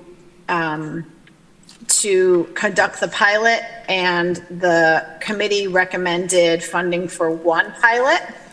And we made that recommendation to Lisa in our final recommendations. And just for clarification, for any existing program or obligation that we had funded one-time, multi-year, I approved, but any new initiatives I did not approve. So this is a new initiative. Okay, thank you. And this is one time? Yes, this is one time for $38,500. And this was recommended by Human Services Coalition. Okay, any other questions? Veronica, then Rich. A question that I confess I already asked Tylee during the break, but so this is a new program for the county to potentially be funding through the Human Services Coalition, right? But it's not like an out of nowhere program. It's, I guess the description says it comes from something in 2019, and it sounds like can you explain what's already been done leading into what would happen if we approve the funding? Yes. So first off, URO has been engaged in this conversation about employment for people in reentry since 2017. I took over the organization at that point in time. We did deep dive research into employment challenges across the nation, looking at over 100 different reentry initiatives that focused on employment. From that juncture, we initiated the first ever in this region reentry employment fair. And from that, we gained a lot of information from our local employers in terms of the challenges that they're facing, hiring and retaining people in reentry. So we did that for two consecutive years. In 2020, we were going to have our third, but the COVID hit. And so, but at that same time, in 2019, we had initiated a qualitative study with our partners at Cornell, Joseph Margulies, Dr. Jamila Michener, and Dr. Pauline Onide at Ithaca College. We did a qualitative study looking at 54 individuals in reentry, getting their information, also cross-referencing that with the data that's already out there in terms of reentry employment. And then we facilitated 3 summits to follow this qualitative study, looking at health and wellness, looking at employment and housing. So part of what came out of this already is the Sunflower House project. And moving forward, from all the information that we've gathered from employers and from the folks with lived experience, we believe we know how to sharpen the trajectory of people in reentry to sustainable employment. And so this initiative really looks at how do we get employers who want to shift their DEI mission and vision to one that is compatible with what URO envisions as a beyond-the-box reentry certified employer. So they'll be going through consultation and training. So the training is where the bulk of the funding would go. $25,000, I would say, is going to go through to training the employers. We have a suite of trainings that cover anti-racism in the workplace, looking at LGBTQ challenges in the workplace, specifically reentry challenges in the workplace. And then once they finish the training, they will embark upon that process of becoming a reentry certified employer. We have a team of folks from the Cornell ILR School, also the Women's Opportunity Center, as well as CPEP, really designing what this certification is looking like. It's just about complete. We also have an employer in Moose Woods who wants to be the preeminent reentry employer in our community. And we also have Ithaca College Dining on the back burner waiting to hear what this decision is going to be. They would like to embark upon that journey. So we see this as a grand opportunity to shift because it's already shifting in terms of the dynamics that the employees are coming into the workplace with. Reentry participants in that right come with their own unique challenges. We know those challenges very well. And so URO's role in this will be helping to coach the employers. And what we'll be doing is an energetic profile assessment of that organization, looking at where they are currently, where they want to shift and redefine who they are as employers, and then help them move along. So that would entail about 33 weeks of coaching throughout that year. So it will be heavy on the front end to get them to where they want to be, and then titrate it off as the year goes on. So I did have a few notes here. Let me see if I missed anything. I think I about covered it. And I think one thing that is, a lot of folks don't understand what systemic change is, what URO does, but we are a collective impact-driven organization. So that means that we utilize the skills, the knowledge and wisdom of all that's available in our county to actually make these things happen. Hence, that's how we put together the Sunflower House, which took the county to invest in. It took INHS to find an unregulated units for us to do that, and it took OAR to actually do the implementation. So we're very skilled in this arena. Thank you. I have Rich and then Annie. Thanks, Tylee. I am not inclined to support this because it seems like this is running parallel to the Career Pathways initiative that's been working on in the same space, and the new direct to work funding that we set up for this year. So I'm inclined to not put separate money here, but anyway, that's my thinking. Thanks. Annie and then Amanda. So I guess this could be either for Tali or Rich, but so this is focused more on training employers, and are the other initiatives doing that we currently funded? We didn't fund career pathways, right? We did. Oh, we did? And it is reaching out to employers and trying to do the same thing. Well, I would say I haven't seen that same thing that you're saying, Rich John. And I would also say that we have been leading the way in this conversation. Sometimes initiative like Career Pathways comes along because they have connections with folks here who leverage them in that role, in that position. But we are the knowledge base of this. And if it takes a partnership to do that, I'm willing, but I stand firm on knowing that in watching the work that goes along, we're not twiddling our thumbs and trying to figure things out. Yeah, we know what we're doing. I certainly didn't mean to imply anything of the kind, Tylee.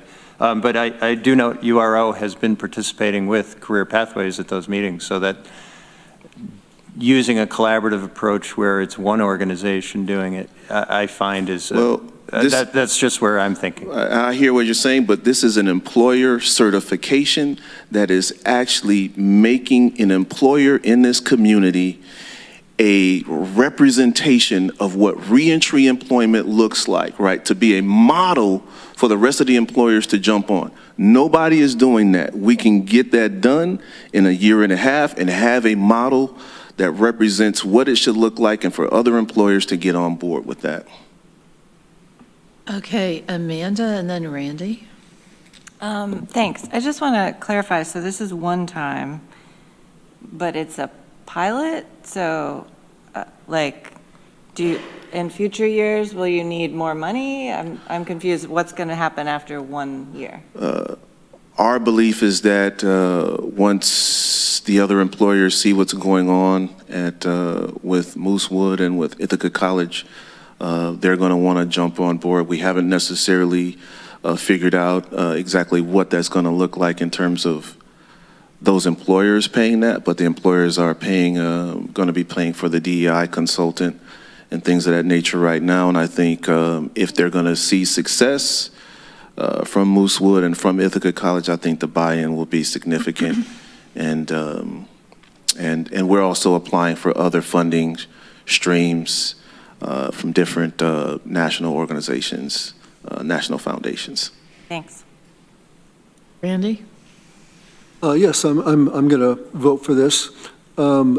People have spoken about workforce development. Yesterday, I believe we spoke quite a bit about that. I didn't speak because everybody said what I thought made sense. I think it's important that there's a lot of collaboration here between the groups, but also to see the results. And so I'm going to trust you with this and with my vote, but I'd like to understand better, the results of all these programs that we are funding. So, thank you. Shauna? I actually went to a program a few years ago at Ithaca College that was Ban the Box, and it was really helpful in helping me realize some of the questions that employers ask that verge on being illegal, and the way that employers can phrase applications in order to not only attract a different population that might not have applied at the job before, but also make people that might have criminal pasts not feel really crappy about coming to a job and applying and have to kind of pour out their heart and soul on a sheet of paper, because it certainly doesn't represent their history. So I personally am willing to vote on this and see where it goes. We're going to be able to see some results in a year and decide if this is something that we think is a good investment for the county. It's going to go somewhere great. You got my word on that one. Travis? Sally, I want to applaud you all on your effort for coming up with this certification process. I think it's a great idea. I do want to acknowledge that there's been a lot of folks in organizations in this community over the last 30 years that I've been involved in this work that has worked with a lot of employers to get them ready to and accept folks that are coming through the reentry process. I just want to make that clear. I don't want people to feel like this is a brand new idea and folks haven't been doing this work. But the process that you're undertaking, I think, is extremely important, and the level up of it, if I use that word, is really important. So thank you. Thank you. Appreciate it, Travis. Anyone else? Tylee, I want to applaud your ability to multitask between representing your organization and providing childcare. Dad mode. It's impressive. Yeah, it's one of those things, like, that's my passion over there, but this is my passion as well. So yeah, you got to make it happen. And this is a model for them to see that, you know, they can be involved in both. Thank you. Yep. Let's vote. Shauna Black. Yes. Travis Brooks. Yes. Randy Brown. Yes. Amanda Champion. No. Susan Curry. Yes. Rich John. No. Dan Klein. No. Ann Corman. Yes. Mike Lane. Yes. Greg Mezzi. Yes. Veronica Pillar. Yes. Lee Shirtliff. Yes. Mike Sigler. Yes. Deborah Dawson. Yes. 11 ayes, 3 noes. Motion passes. Okay. Just giving money out hand over fist. All right. Annie, you've got the GIAC one as well. This one will be easy, folks. This is also from the Human Services Coalition, and this is for the GIAC Hospitality Employment Training Program, Greater Ithaca Activities Center, and for an ongoing program, which I believe they lost their funding. So this is just for 1 year, and on the paperwork of the various things that I have, some says target, some says one time. I'm moving this as one time.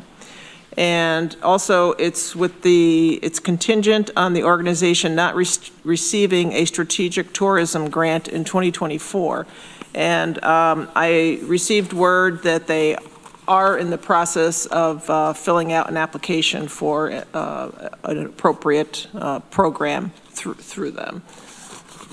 Okay, so Sean is seconding, and I see Greg's little hand from Japan. Yeah, I absolutely think that this is the exact type of program that should be funded through room tax dollars and STPB. And I would even go as far as saying that this is something that should be considered for ongoing support through STPB based on the success of the program. So my vote is not my vote tonight to not fund this is not because I don't believe in the program. You've heard me speak on hospitality and hospitality jobs before. But I truly do believe that the appropriate place for this is out of room tax dollars, and that's why I'm going to vote no. But I will also be a strong advocate for this to be funded through STPB. So can I see your hand, Amanda, and I will call on you, but I do have a question. If it's likely that it's going to be funded through STPB, is there a timing issue if we don't move this forward?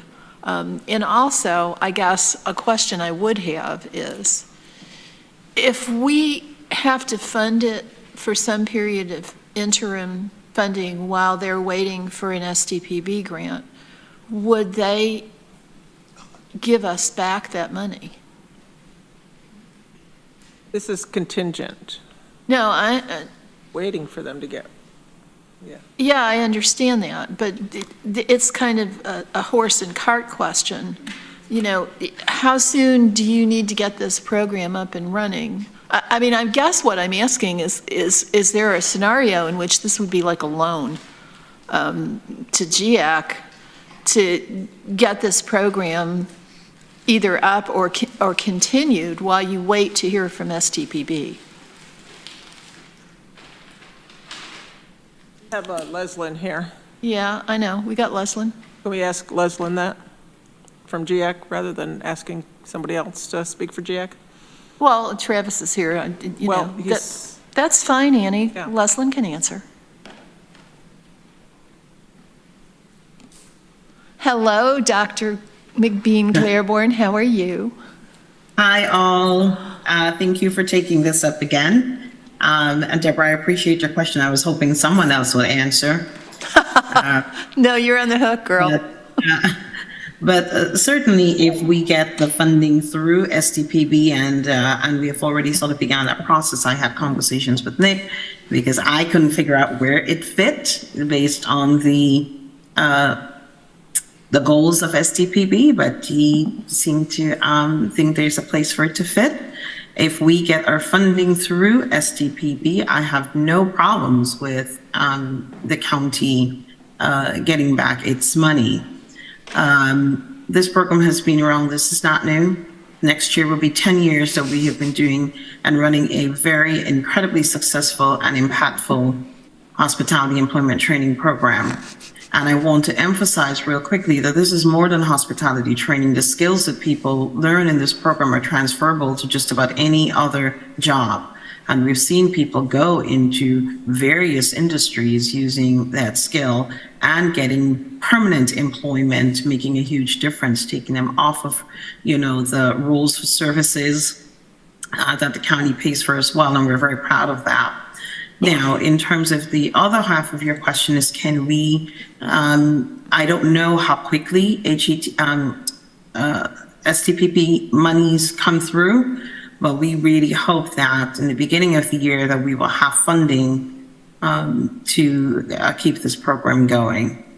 Thank you. I think Greg may have some insight into what STPB's funding cycle is and if an application is in process now, when might GIAC expect to get funding? Yeah, so thanks, Deborah. The STI grant application is a rolling application, and it can be submitted and considered by the committee, through the rolling process and taken up any time. So typically the committee will receive notification that there's a letter of intent from an organization. The STI review committee will review that letter of intent and say, yes, that organization applying should submit a full application. And then that's considered, that goes to STPB. That can be a 2-month period, a 3-month period. It really depends on the pace in which the organization responds and members of the STI committee respond to the application. That goes to STPB for vote, then comes to HED, and then is approved by the legislature as a normal resolution through a committee to accept the recommendation of the STPB, just like we do for any of the other grant programs. So it could be relatively fast, but it definitely, there's a few month, 3 to 4 month period where that process will likely play out. And is there still money in STPB's budget this year? Have they given it all away? There's still funds in STI. I don't have the exact number in front of me, but I do know that this would not break the bank. I think my comments the last time Leslyn presented this, there were funds available. I can't remember the exact amount, but nothing has changed since we last discussed this in the STI grants. Okay, thank you. So, Leslyn, is this program currently in progress, or is it shut down because you've lost your funding? No, this program is currently in progress. And I want to emphasize that we did not lose our funding. We lose part of our funding. Well, yeah, okay. Sorry about that. So, but no, we are still in progress. We recognize the value of this program, and we will do what we can to find ways to make it continue for the people who we serve, including some of the very people Tali was talking about who are returning citizens as well. So we do make a point of keeping this program going. Right now, we just started our fall cohort with about 10 participants who are in the program currently. We're Okay. matriculating through the classroom training, then onto on-the-job training and internships and into employment. So we take you from haircuts to permanent employment. That's the model of HETP. And we've been making it happen. So no, it's still in progress right now. Okay, thank you. I hate to belabor this, but it's a tough year, and we've given away a lot of money, and I don't want your program to stall. I'm pretty confident that you will get your funding from STPB. I just want to be sure that we can keep you up and running until that time. I also think that hospitality is actually a great training ground. If you can stand working with the public, you learn soft skills that will stand you in good stead no matter what your job is. So yeah, congratulations on a good program. Thank you, Deborah. And let me just quickly say, if you indulge me for 30 seconds more, that this program was modeled after our commercial driver's license program, which we ran for 5 years, an incredibly successful program as well. So we see what the need is in this community in terms of employment for those who are underemployed and unemployed, and we try to rise to the occasion and what employers are also asking for. So we will continue this program. Our ask of the county is that GIAC has never asked the county in our 50 years of existence for funding of our ongoing programs. And we really hope that a county will see the value in it. So I will be going to the SDPB as you all suggested, and hope that we'll get the funding out there and continue the good work we're doing. So thank you. Thank you. I bet you miss us, right? I miss you all a lot. I really do. Okay. All right. Does anybody have any questions for Leslyn? Annie, and then Dan. We miss you too. It wasn't a question, though. All right, Dan. Hi, Leslyn. Can you tell us what happened to the funding? Who was funding you before?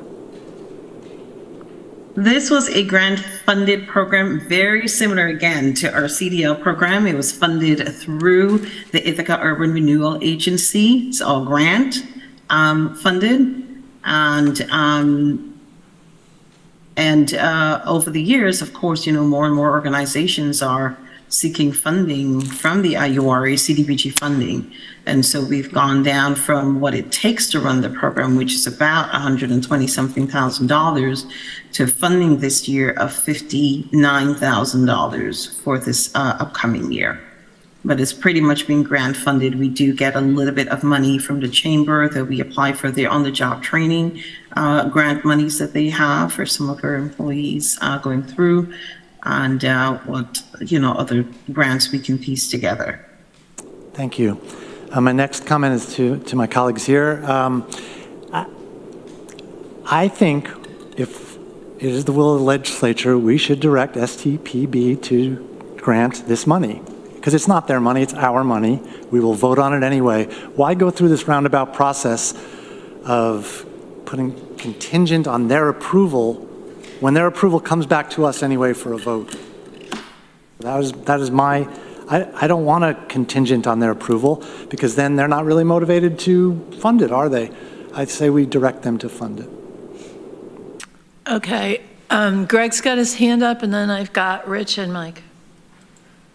I wouldn't be opposed to that, and would likely second the amendment that it comes out of the STI funding. It's a change of course and change of process from something that we've done before.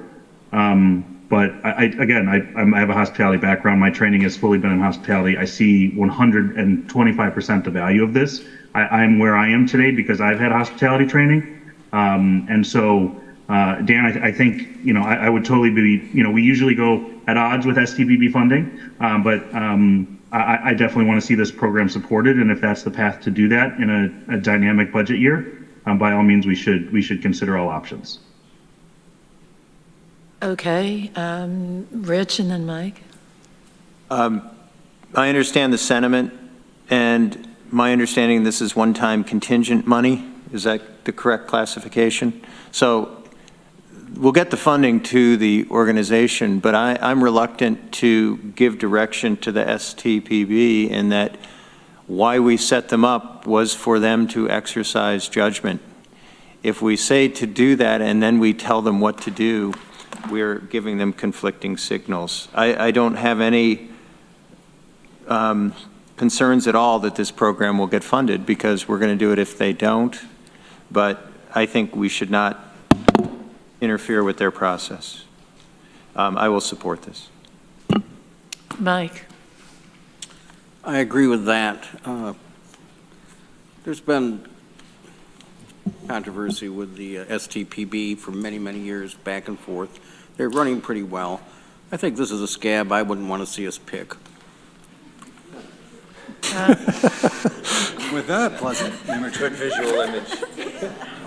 Onward. All right, Annie. I can't say it better than that, so I'm good.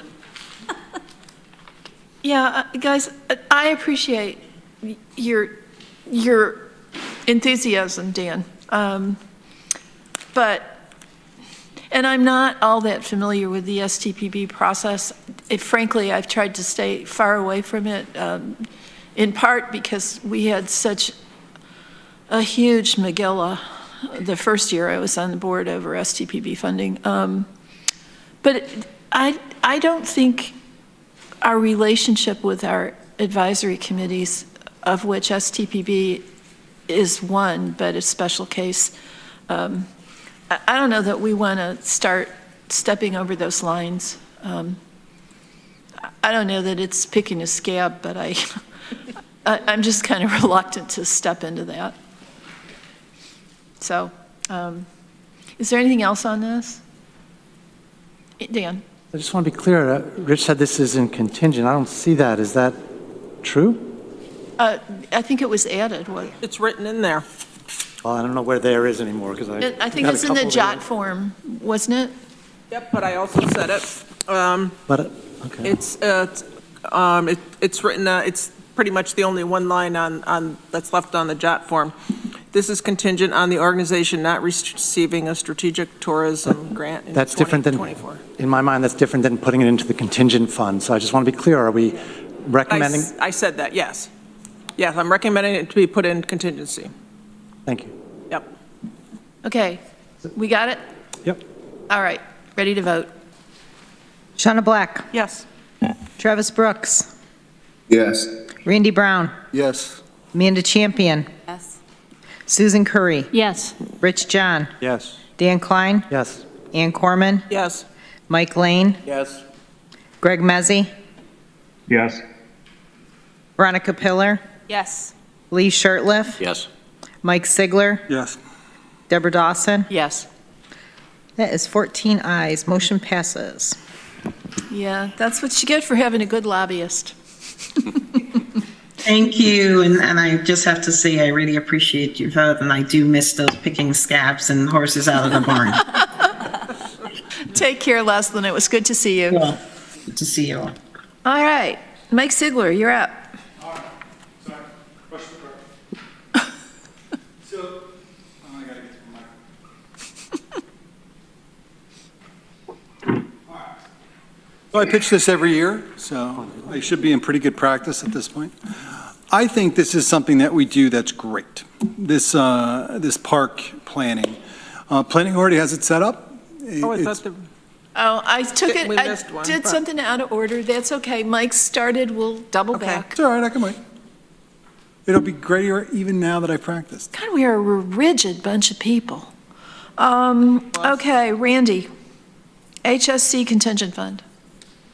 Yes, this amendment is to replenish the contingency fund that was used to fund food banks this year, and I believe that their fund is down to zero now, and this is to replenish that. They did fund the food banks system for additional $20,000 for this year, I believe.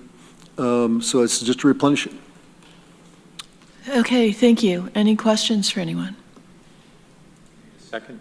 Yeah, that'd be good. Rich, are you seconding? Thank you for leaping into the breach. Okay, we ready to vote? Shauna Black. No. Travis Brooks. No. Randy Brown. Yes. Amanda Champion. No. Susan Curry. Yes.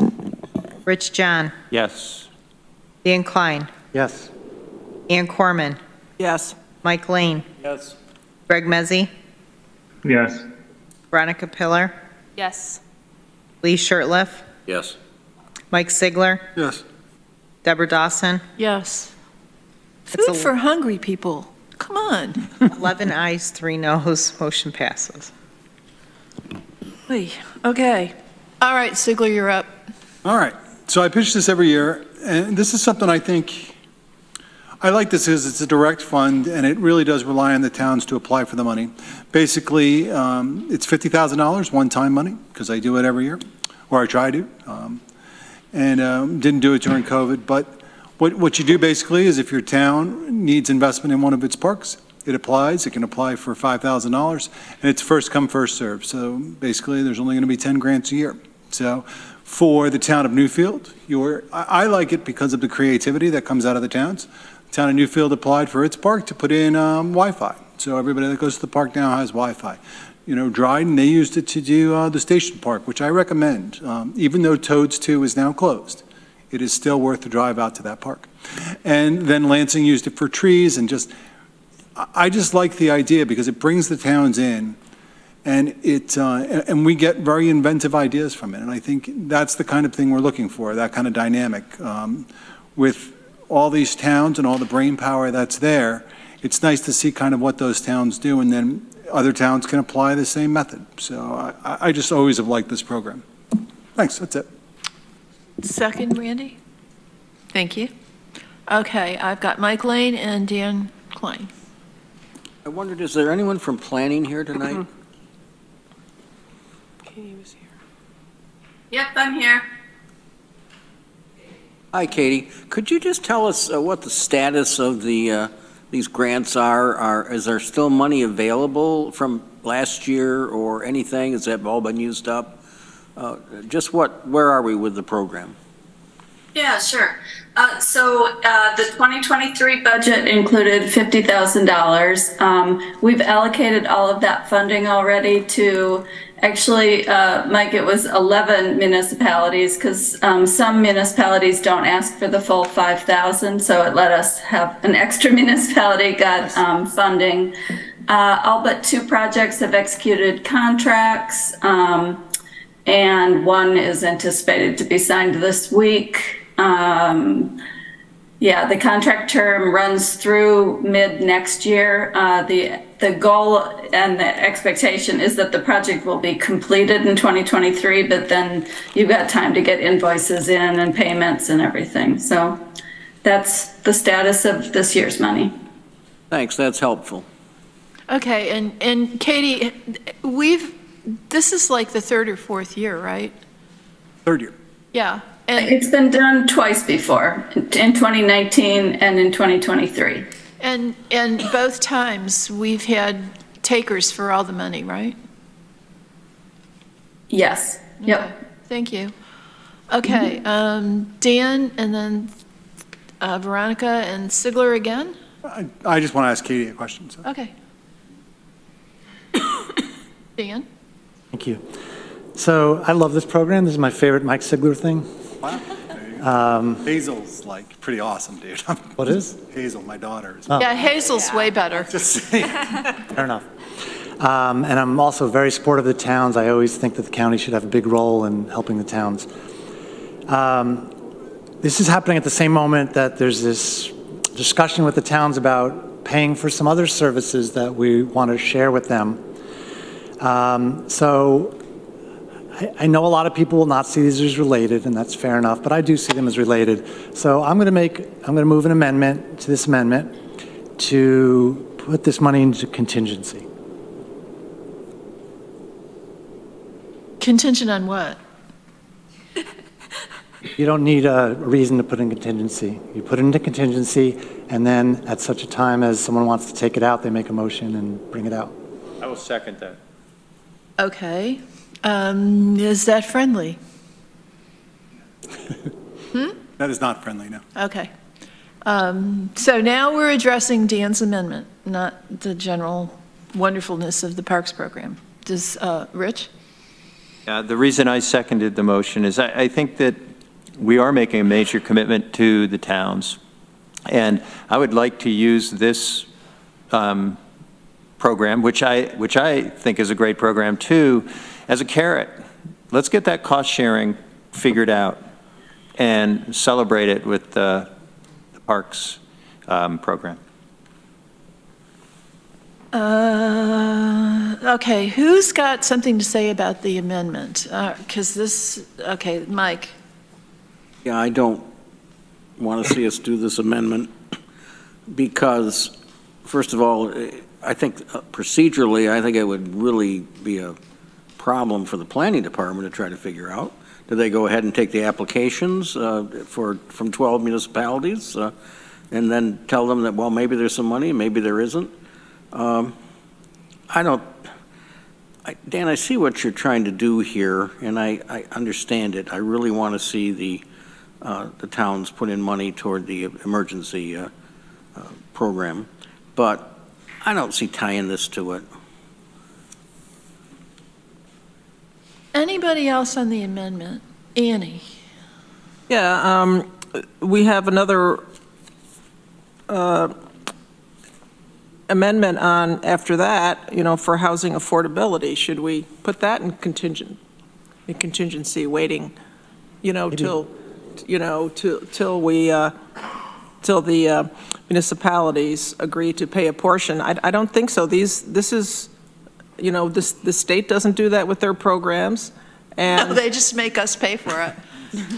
well, I would like to be better than the state. I would too. And what I was going to say is that this is goodwill, this is communication with the municipalities, and so to pull this back, I don't think creates goodwill.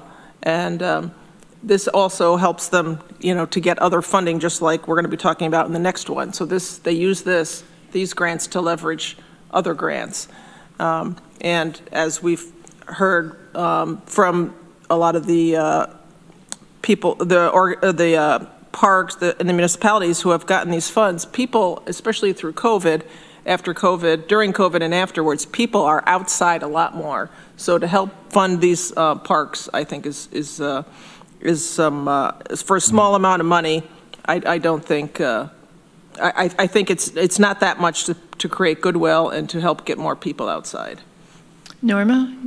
I just have a process question. So if this were in contingent fund, would the legislature want to see every application that comes through that applies for that? Because I'm not sure how the planning department would manage it otherwise. And that's just I'm trying to understand the process so that the department would know how to. I expect that the process would be that it would sit in contingent and unless and until we released it to planning, so that it wouldn't be an issue of evaluating the applications. Is that right, Dan?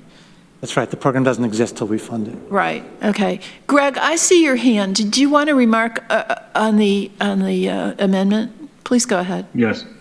Yeah, thanks. I don't support the amendment. I do like the creativity, Dan, but I also know that there was conversation when this was originally maybe discussed, or there were some other things discussed about potentially using the natural infrastructure reserve fund. I don't know if I'm saying that correctly, to potentially fund something like this. I don't know if those would be appropriate dollars to use. I know there's quite a large balance in that account, and I don't know if this would be for similar use. But that I don't support tying this to the emergency response.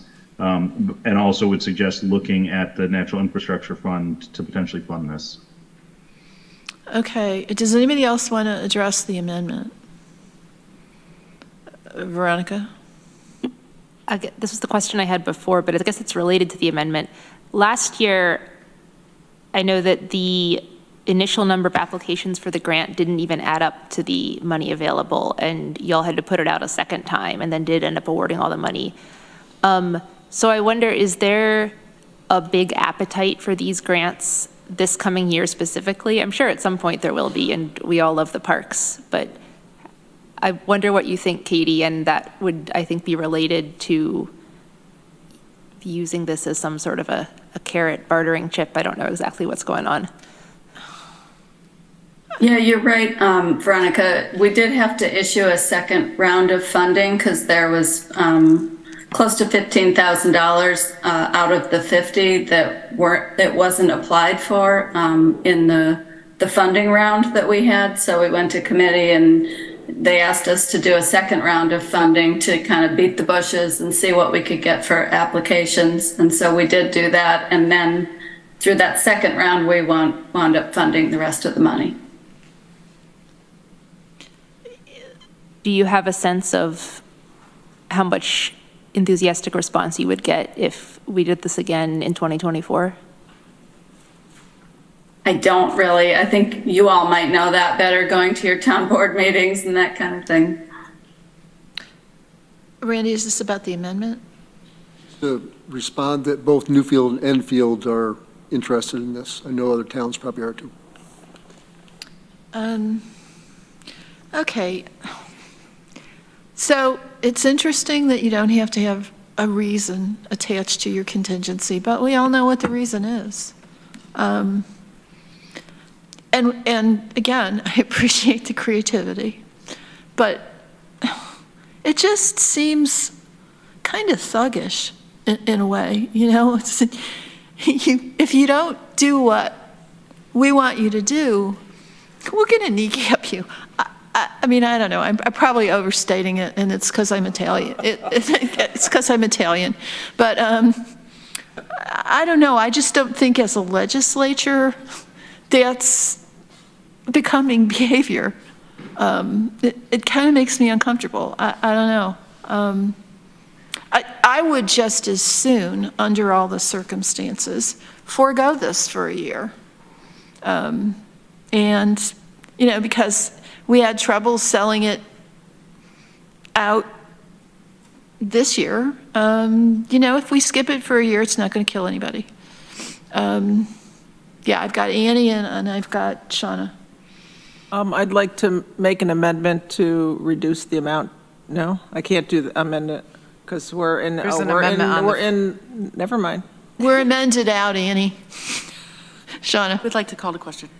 Okay. On the amendment. On the amendment. Okay. Do we have to vote on that? Yeah.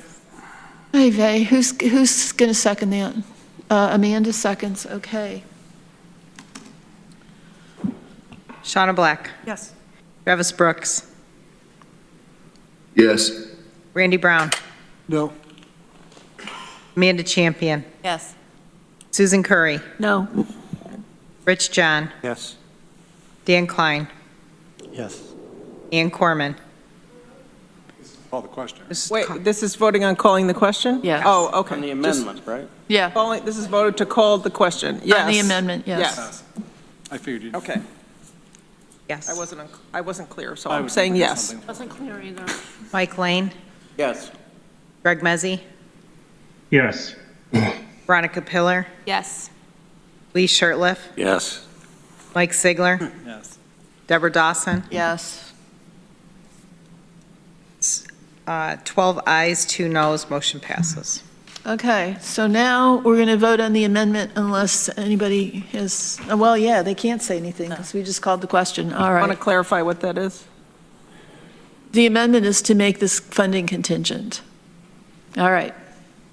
Okay, Shauna Black. No. Travis Brooks. No. Randy Brown. No. Amanda Champion. No. Susan Curry. No. Rich John. Yes. Dan Klein. Yes. Ann Corman. Yes. Mike Lane. No. Greg Mezzi. No. I'm sorry, I did get mixed up again. Can I change my vote to no? It's hardly to no? surprising. I didn't follow my flow chart correctly. Veronica Pillar. No. Need a flow chart. Lee Shirtliff. Yes. Mike Sigler. Yes. Deborah Dawson. No. I have 4 ayes and 10 noes. Motion fails. Okay, so we're back to one-time funding of $50,000, and I'm going to go back to my list from before the amendment, and I had Sigler, Veronica, Shauna, and Greg. Oh, so my question was for Katie. So we funded 11 projects. I gave them kind of a short summary. Can you just whip out 5 real quick, or is that too much? All right.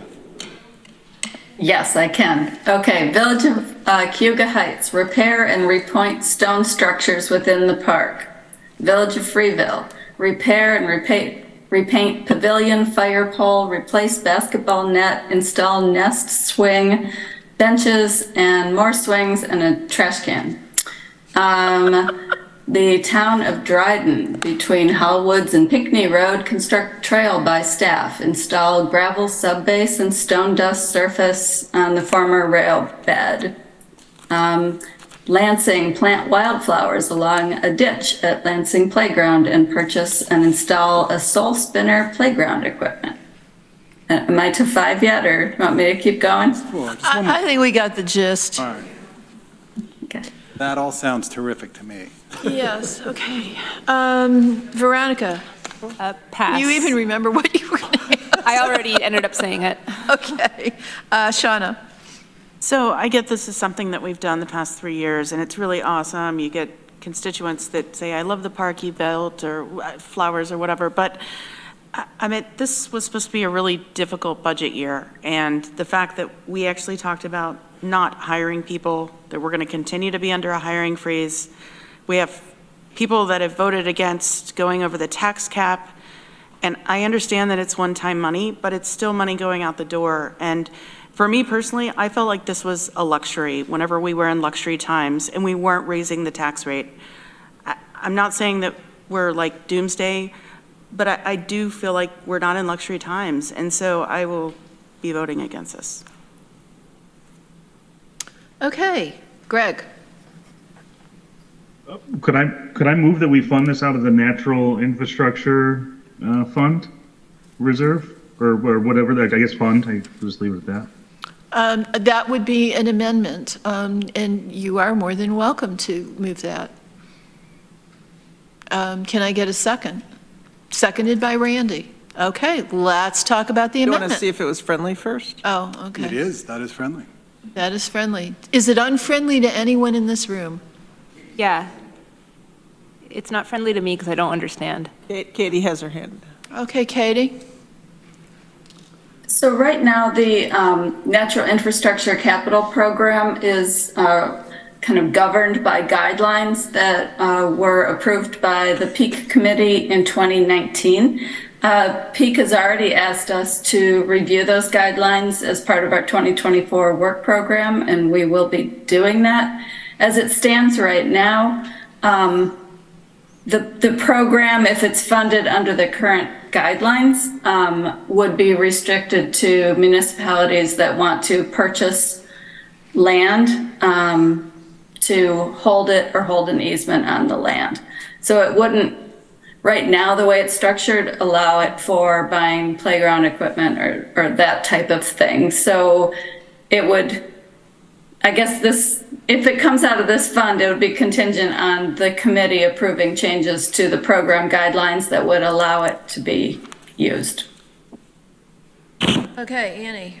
Yeah, so some of the things so the natural infrastructure funds do have, some money in there that we were looking at, changing some, some of the criteria that may be to be used more for recreational purposes, such as like trails, infrastructure, that type of thing. But I don't know if parks would be considered in there, but that might be next year. So I would consider if somebody wanted to lower the amount,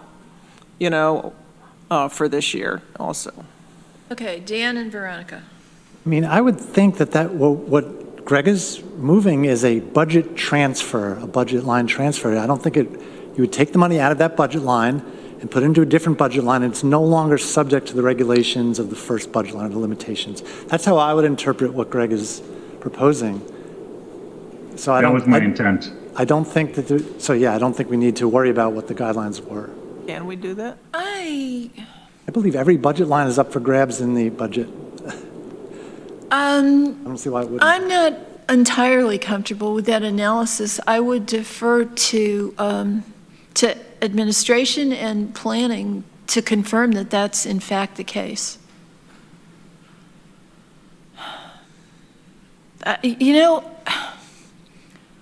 Sometimes we as legislators have a somewhat inflated sense of what we can and can't do. And you may be right, Dan. I just want to double check. Sure, double check, but it's not inflated. It's either right or wrong. Thanks. I'm waiting for an answer, Veronica. I would want to take a little more time to look into whether we can or can't. It's a capital program. I don't feel comfortable,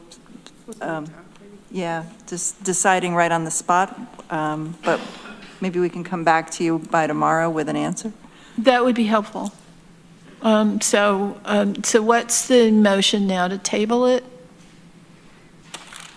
Can I, before a motion, I just would oppose this. Like, I admire the creativity and I'd like to learn, but for the budget process now, rushing this seems like a good way to cause a kerfuffle over $50,000 or less if Annie proposes her amendment when we don't already have one on the floor.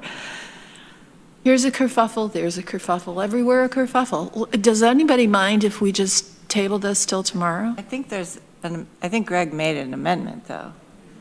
Well, but we have to table the amendment because we need clarification on whether what he's proposing is permissible. So I don't know, we table the whole production. Obviously, we have to, yes. Or, yeah, postpone until table. Tomorrow's meeting. Don't care which. Annie? Would people feel more comfortable if I moved that it was $20,000? And you can't do that right now, though, procedurally. No, we've already got an amendment on an amendment, so we are amended out. Oh. Right now. For now, we are amended out. Unless he withdraws. Unless he withdraws. Just a quick question. Are we meeting tomorrow? Like, I'm assuming we're going to get through this stuff tonight. No, we have another night. See this sheet? Okay. This is tomorrow night. Okay. I mean, I can withdraw it and bring it back tomorrow if we want to seek some guidance on that. Well, Greg has to withdraw his amendment, and then you can withdraw your amendment, and then we can move on to the next amendment. Yeah, as long as you agree to put it on tomorrow's, I'm good with that. So. I'm sure. Greg has to go first. Well, Greg does have to go first. Say what? The man Greg has to go first and withdraw. Right, okay. Greg? I would strongly, unless these are dedicated reserve funds, I would just see this as a budget adjustment, which we approve throughout the course of the 12 months we act as legislature members every year. But I'm happy to withdraw it if it's more comfortable. We do have, I think, like an $800,000 or $900,000 balance in that fund that's just sitting there. So yeah, I'll withdraw it. I guess I'll withdraw it as long as it's on the agenda for tomorrow. It will be. Nobody's questioning that there's sufficient money in there. Nobody's questioning that this would be a bad result. We just want to be sure that it's permissible. Okay. Now it's your turn to withdraw. Sure, I'll withdraw as long as we're going to investigate that. Yes. That's fine. We got you, Mike. We can also. But to respond, I just need to quickly respond to Shauna. I don't actually find this to be a luxury. I think we invest 50 grand, we get more than that out of the towns. And I think that it's, I don't know. I like to see a little bit of joy in the towns, to be honest with you, and I think this brings that, surprisingly. I think that's a pretty cheap $50,000 for what we get back for it. So anyway, that's my 2 cents on it. Joy and wildflowers. Thank you. Okay, Annie, you got another one. Housing affordability. Okay, so this one brings joy to people with lower incomes. This is from our planning department, our housing affordability grants, which we've been doing for a couple of years.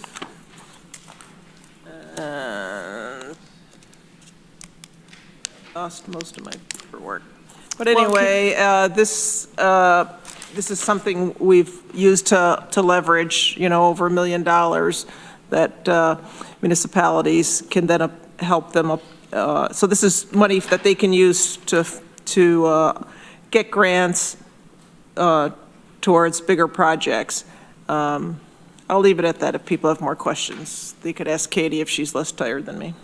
Okay, do we have a second? Second by Randy. Questions? Concerns? Extortion? Seeing none? Are we ready to vote? Go ahead. Shauna Black. Yes. Travis Brooks. Yes. Randy Brown. Yes. Amanda Champion. Yes. Susan Curry. Yes. Rich John. Yes. Dan Klein. Yes. Ann Corman. Yes. Mike Lane. Yes. Greg Mezzi. Yes. Veronica Pillar. Yes. Lee Shirtliff. Yes. Mike Sigler. Yes. Deborah Dawson. Yes. 14 ayes, motion passes. Okay. Shauna Black, planning dues increase. Yeah, so we have some dues that our planning department needs in order to keep with the associations.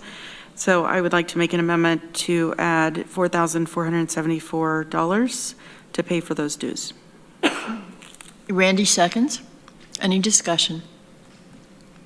Which organizations in particular? Is it the Southern Tier? Southern Tier 8 and Cayuga Lake Watershed Intermunicipal Organization. Okay. Ready to vote. Shauna Black. Yes. Travis Brooks. Yes. Randy Brown. Yes. Amanda Champion. Yes. Susan Curry. Yes. Rich John. Yes. Dan Klein. Yes. Ann Corman. Yes. Mike Lane. Yes. Greg Mezzi. Yes. Veronica Pillar. Yes. Lee Shirtliff. Reluctantly, yes. Mike Sigler. Yes. He said no. He said no. Who did? I thought you did. I said yes. Oh, okay. It sounded like yeah. Sigler. Yes. Thank you. Deborah Dawson. Yes. 14 ayes, motion passes. All right. I've been here too long. Yes, we have been here way too long. But tomorrow's another night. Can't wait. All right. Amanda Champion, County Historian. Yeah, I would move an amendment for $3,500 for one time for publications for the county historian. Can we get a second, please? Mike Lane, thank you. Discussion? Mike? To move that to Target, I think we had if I get a second to my amendment, then I Is there a would second to talk that? it. Just ask for clarifications, 3,500 or 3,499? I think it's $3,500, but the form was making it take $1 off. Yeah, the JOT form took $1 off everything. I'll chip in $1. Now it's like thinking, if We had we to all make a had to donation. chip in $1 for every JOT form that we filed, there'd be like half as many. Is that how we're paying for the software? Yes. Yeah. It has nothing to do with the budget. Okay. All right. So Mike has offered an amendment to move it to Target. Annie, are you seconding that? Yes. Because Okay. just to give them consistency. Discussion? I just wanted to point out that the reason it should be Target is because the effort of the Historical Commission to publish two booklets a year. Frankly, we've been living on leftover money going back to the Civil War Commission and the Bicentennial Commission at the Historical Society to do these booklets, which are wonderful. That money has run out, so we need a little bit more so that we can do two a year. This year, they want to do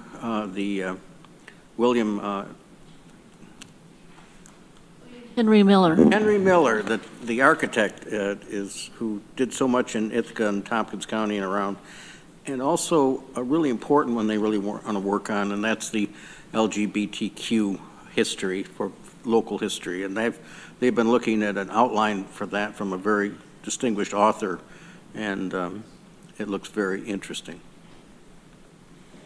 Annie?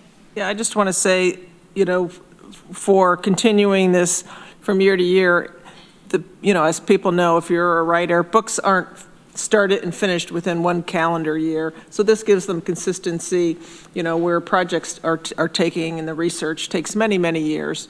So that's why I am for putting this in targets. Anyone else?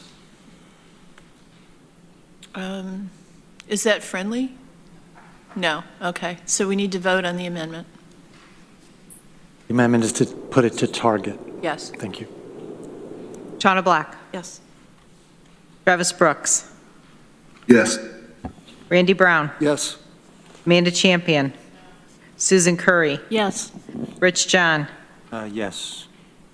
Dan Klein. Yes. Ann Corman. Yes. Mike Lane. Yes. Greg Mezzi. Yes. Veronica Pillar. Yes. Lee Shirtliff. Yes. Mike Sigler. Yes. Deborah Dawson. No. 12 ayes, 2 noes, motion passes. What percent, Norma, is that? 0.000? It's, no, it's more than that.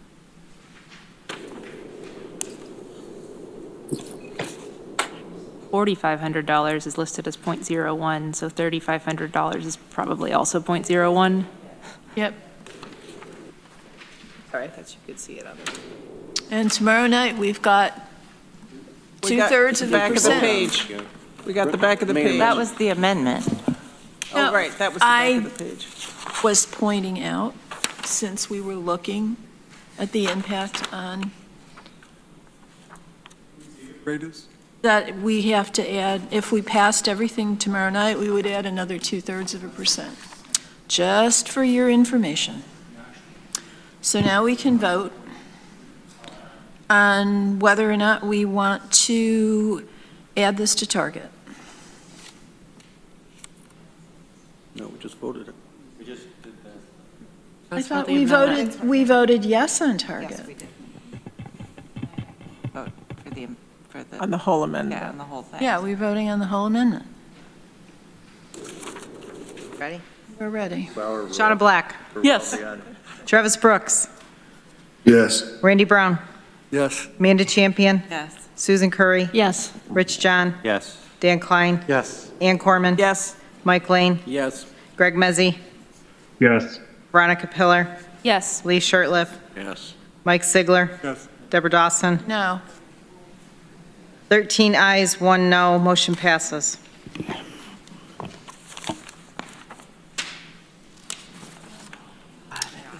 Okay, Mike Lane, you're the last one for the night. We always save the best for last. Can we bring J.R. Claiborne up to the There's microphone? 2 here, memorials. Oh, okay. So I guess we'll do Shauna's first. So I would like to make an amendment to add $2,000 to target. We currently put flags on on the headstones of veterans, and there was an increased charge for the flags this year. So I am asking that it goes into target so that we can continue to provide this really nice gesture to our veterans. Mike seconds. Discussion? Seeing none, are we ready to vote? Shauna Black. Yes. Travis Brooks. Yes. Randy Brown. Yes. Amanda Champion. Yes. Susan Curry. Yes. Rich John. Yes. Dan Klein. Yes. Ann Corman. Yes. Mike Lane. Yes. Greg Mezzi. Yes. Veronica Pillar. Yes. Lee Shirtliff. Yes. Mike Sigler. Yes. Deborah Dawson. Yes. 14 ayes, motion passes. Okay, Mike, you're on. I wanted to move something with respect to the over target for the Veterans Service Officer position in our Veterans Department.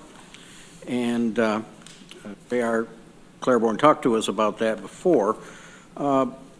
It's a tough one because it's target. It's a fairly new position.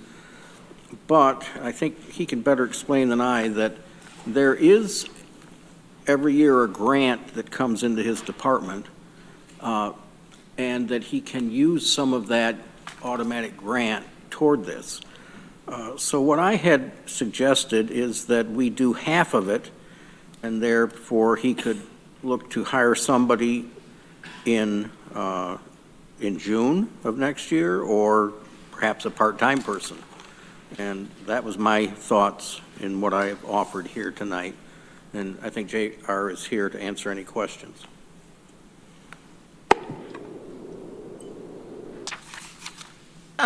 Lee? Is that a motion from Mike? Yeah, I moved it. Yeah, we need a second. Are you seconding? I will Thank you, second Lee. that. Questions? Dan, and then Shana? So there was a lot of questions and some confusion about the state grant and the second position that exists now. So I'm hoping we can get clarity on that before we vote. That would be helpful. Thank you, Dan. Is that enough information did I state the question enough to get an answer? Yeah, I guess I'm having trouble understanding, is this the full amount for this employee, or is it half? I wasn't clear on your Put in explanation. half. Okay, so what happens if he doesn't get the grant? He's got the grant. Is that true? Can Norma explain it?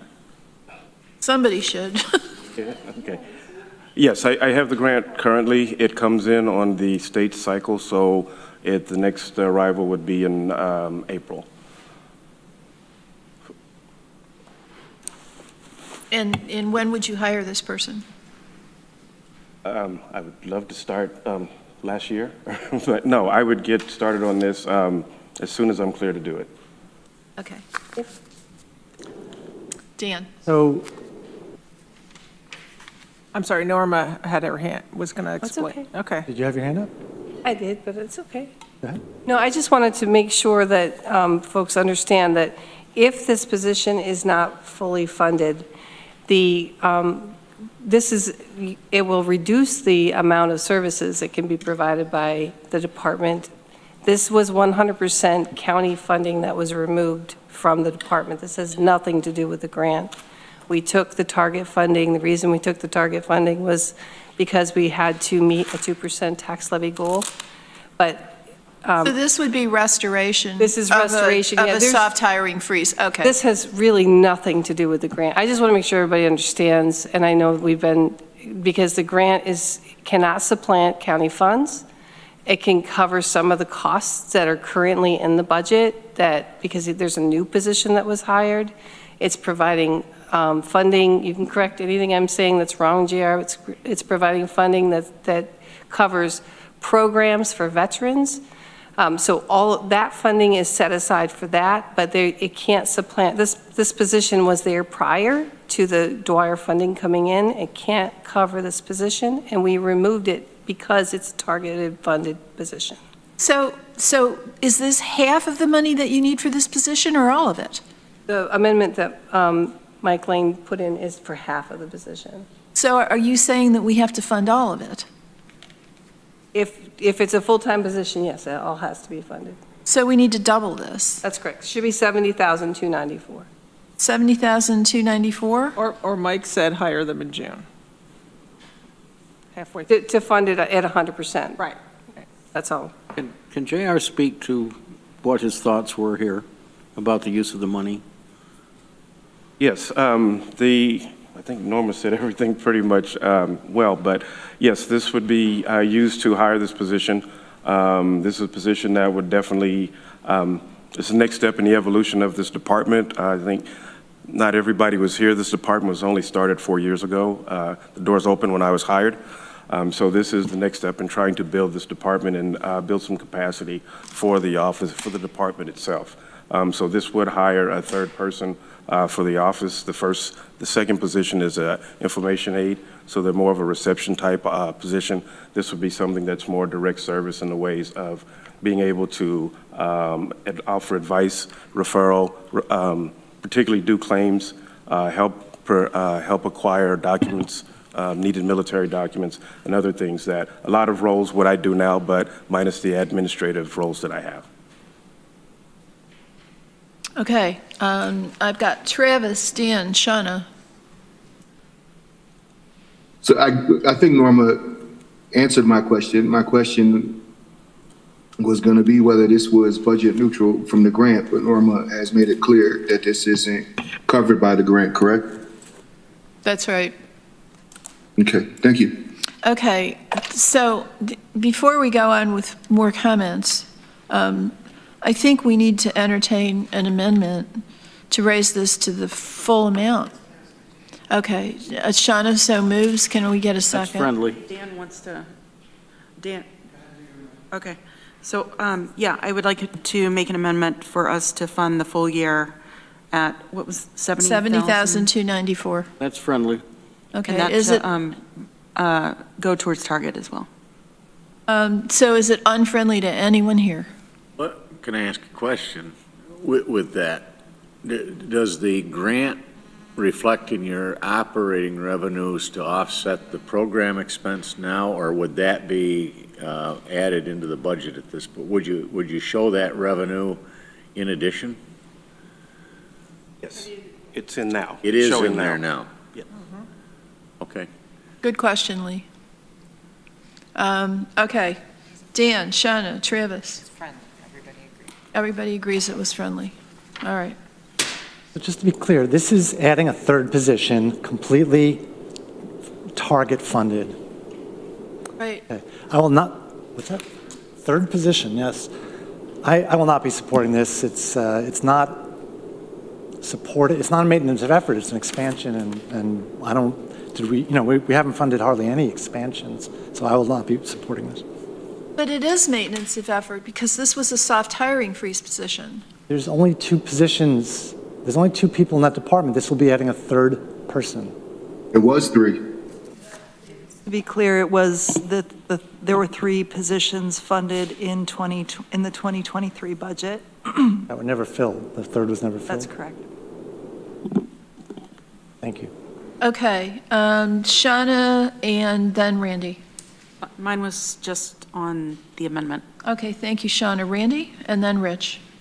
Yeah, I'm just not familiar because I've only been here for a year and a half. So there's, we added a half person last year, or was it just this year we added a half person? Well, there's 1.5 people in your department now, right? Correct. I have a part-time position, and this was an unfilled position that was on my roster. So this would take it to 2.5 people, right? I'm just trying to understand the semantics of it. Okay. And so what if you added just a half person and you had 2 people, would that suffice for now? I mean, I'm military. I have to make work whatever I'm giving. Adapt and overcome is not just a cliche, but there's a lot more that I would be able to do. There are a lot more calls that this office would be able to return, a lot more claims that we would be able to file that in turn would bring in, successful claims would bring in money into the county, into the homes and pockets of veterans and their families. This can help make the difference of a veteran or their widow, their surviving spouse, being able to stay in the home or being able to maintain essential services like home health aides. It also would be able to help some particularly wartime veterans who have low to no income actually be able to gain income if I've got somebody else to help me in processing these type of claims. We actually talked about that, about what Seneca County was doing, and I believe they had 4 people, I think, in their staffing. And when you showed me the analysis, they were bringing in about twice as much funding, I guess, for veterans than in this county. It was something like that, I forgot. But so the people really do help to provide the services that come in. So that's correct. Thank you. Thank you. Okay, I've got Rich, Shauna. Was that a hand or just a finger? Okay. Rich? Thank you, Deborah. I'm struggling with this one just because of the budget year we're having. I will not be supporting this year. I'd say bring it back next year. Donna? So I have a family full of veterans, so I'm really sensitive to this. I've been working with the Veterans Office in Houston, and they've been very helpful. And, I look at our budget, and I look at the things that we funded this year, and we're helping people with mental health issues, we're helping people that have been recently incarcerated, we're helping people that are homeless, and I just question, like, we have servicemen and women who have come out of wars, who need so much help, and why would we not, after trying to help everyone else in our community? So this actually ranks really high for me. Amen. Thank you, Shauna. Lee and then Travis. I think Shauna just about said what I had to say, but I'll add a little bit more. In the career realm, I work with the veteran service offices in Cortland, Cayuga, and Tompkins, and in particular at a time of loss. And it's increasing, the time that we have to spend with our veterans. And let me give you a couple of examples. I've got a friend of mine that's my age, has ALS, is at home on a ventilator, was ruled a diagnosis based on exposure during his time as a veteran and with burns in Fort Leavenworth. I've got additional people that are suffering from Agent Orange, numbers of them in my community and in nearby communities. It's a trend that's developing, especially with the Vietnam War veterans and Gulf War veterans. And while we've seen a loss of our World War II era and our Korean War era, you're seeing a rapidly aging population of Vietnam veterans, as well as those that served in the Persian Gulf Wars and so on through the 90s and 2000s. And there are significant health issues that are coming with them. And similar to what we've done with whole health and outreach workers and some of the other outreach programs we've talked about, they need advocates. And this is one effective way to do so. The offices I've worked with have opened doors to people and to their survivors to be able to achieve benefits that they wouldn't have had without some local assistance. And so I feel very strongly about this, and I think that, or whether it's $35,000 or $70,000, it gives capacity to a fledgling office that we created a couple years ago, unfortunately came on board during the period of the pandemic, but one that's going to address a population, a vulnerable population in our community that needs support. And this is one I can see raising the levy on. Thank you. Travis, then Amanda. One time, JR was sharing with me what the office does, and I started thinking about my father, who several years ago spent 2 years in the state hospital in Broome County because his medication got screwed up. He served in Vietnam, Agent Orange, all the things that folks are dealing with from Vietnam. 2 years in the state hospital. My sister, my brothers couldn't find anybody to advocate for him and get him out of there. He spent 2 years with folks that were dealing with some real serious mental health issues. And I think about the work that JR has done in the vets in our county, and I wish that we had a department like that back at home so that didn't happen to my father. So I'm definitely going to support this. Thank you, Travis. Amanda? Yeah, thank you. I also have a lot of veterans in my family. My grandfather, my father, my brother, and my nephew is just starting college and joined ROTC. But I would like to caution my colleagues on the judgment of how other people are voting. If you want to vote for this, vote for it. If you don't, don't. we have a really hard budget year, and we all have priorities. And if someone, I think we say this every year, you may want to vote for this, but you may not want to vote for that, and that's okay. Thank you. Yeah, I want to weigh in on this one. I was in a reserve company with a lot of Vietnam veterans, and they were largely the lucky ones. They weren't maimed or so mentally impacted that they couldn't function. But they had a lot of memories that they shared, and even the lucky ones were pretty messed up. And everybody likes to thank the military for their service, and Memorial Day comes around and we all say, oh, it's the major sacrifice, it's the greatest sacrifice. This is like one restored position out of all of the things that we've passed the last 2 nights. I just don't understand, if we really value people who make these sacrifices, why we would draw the line at this position. So I'm going to be putting my money where my mouth is.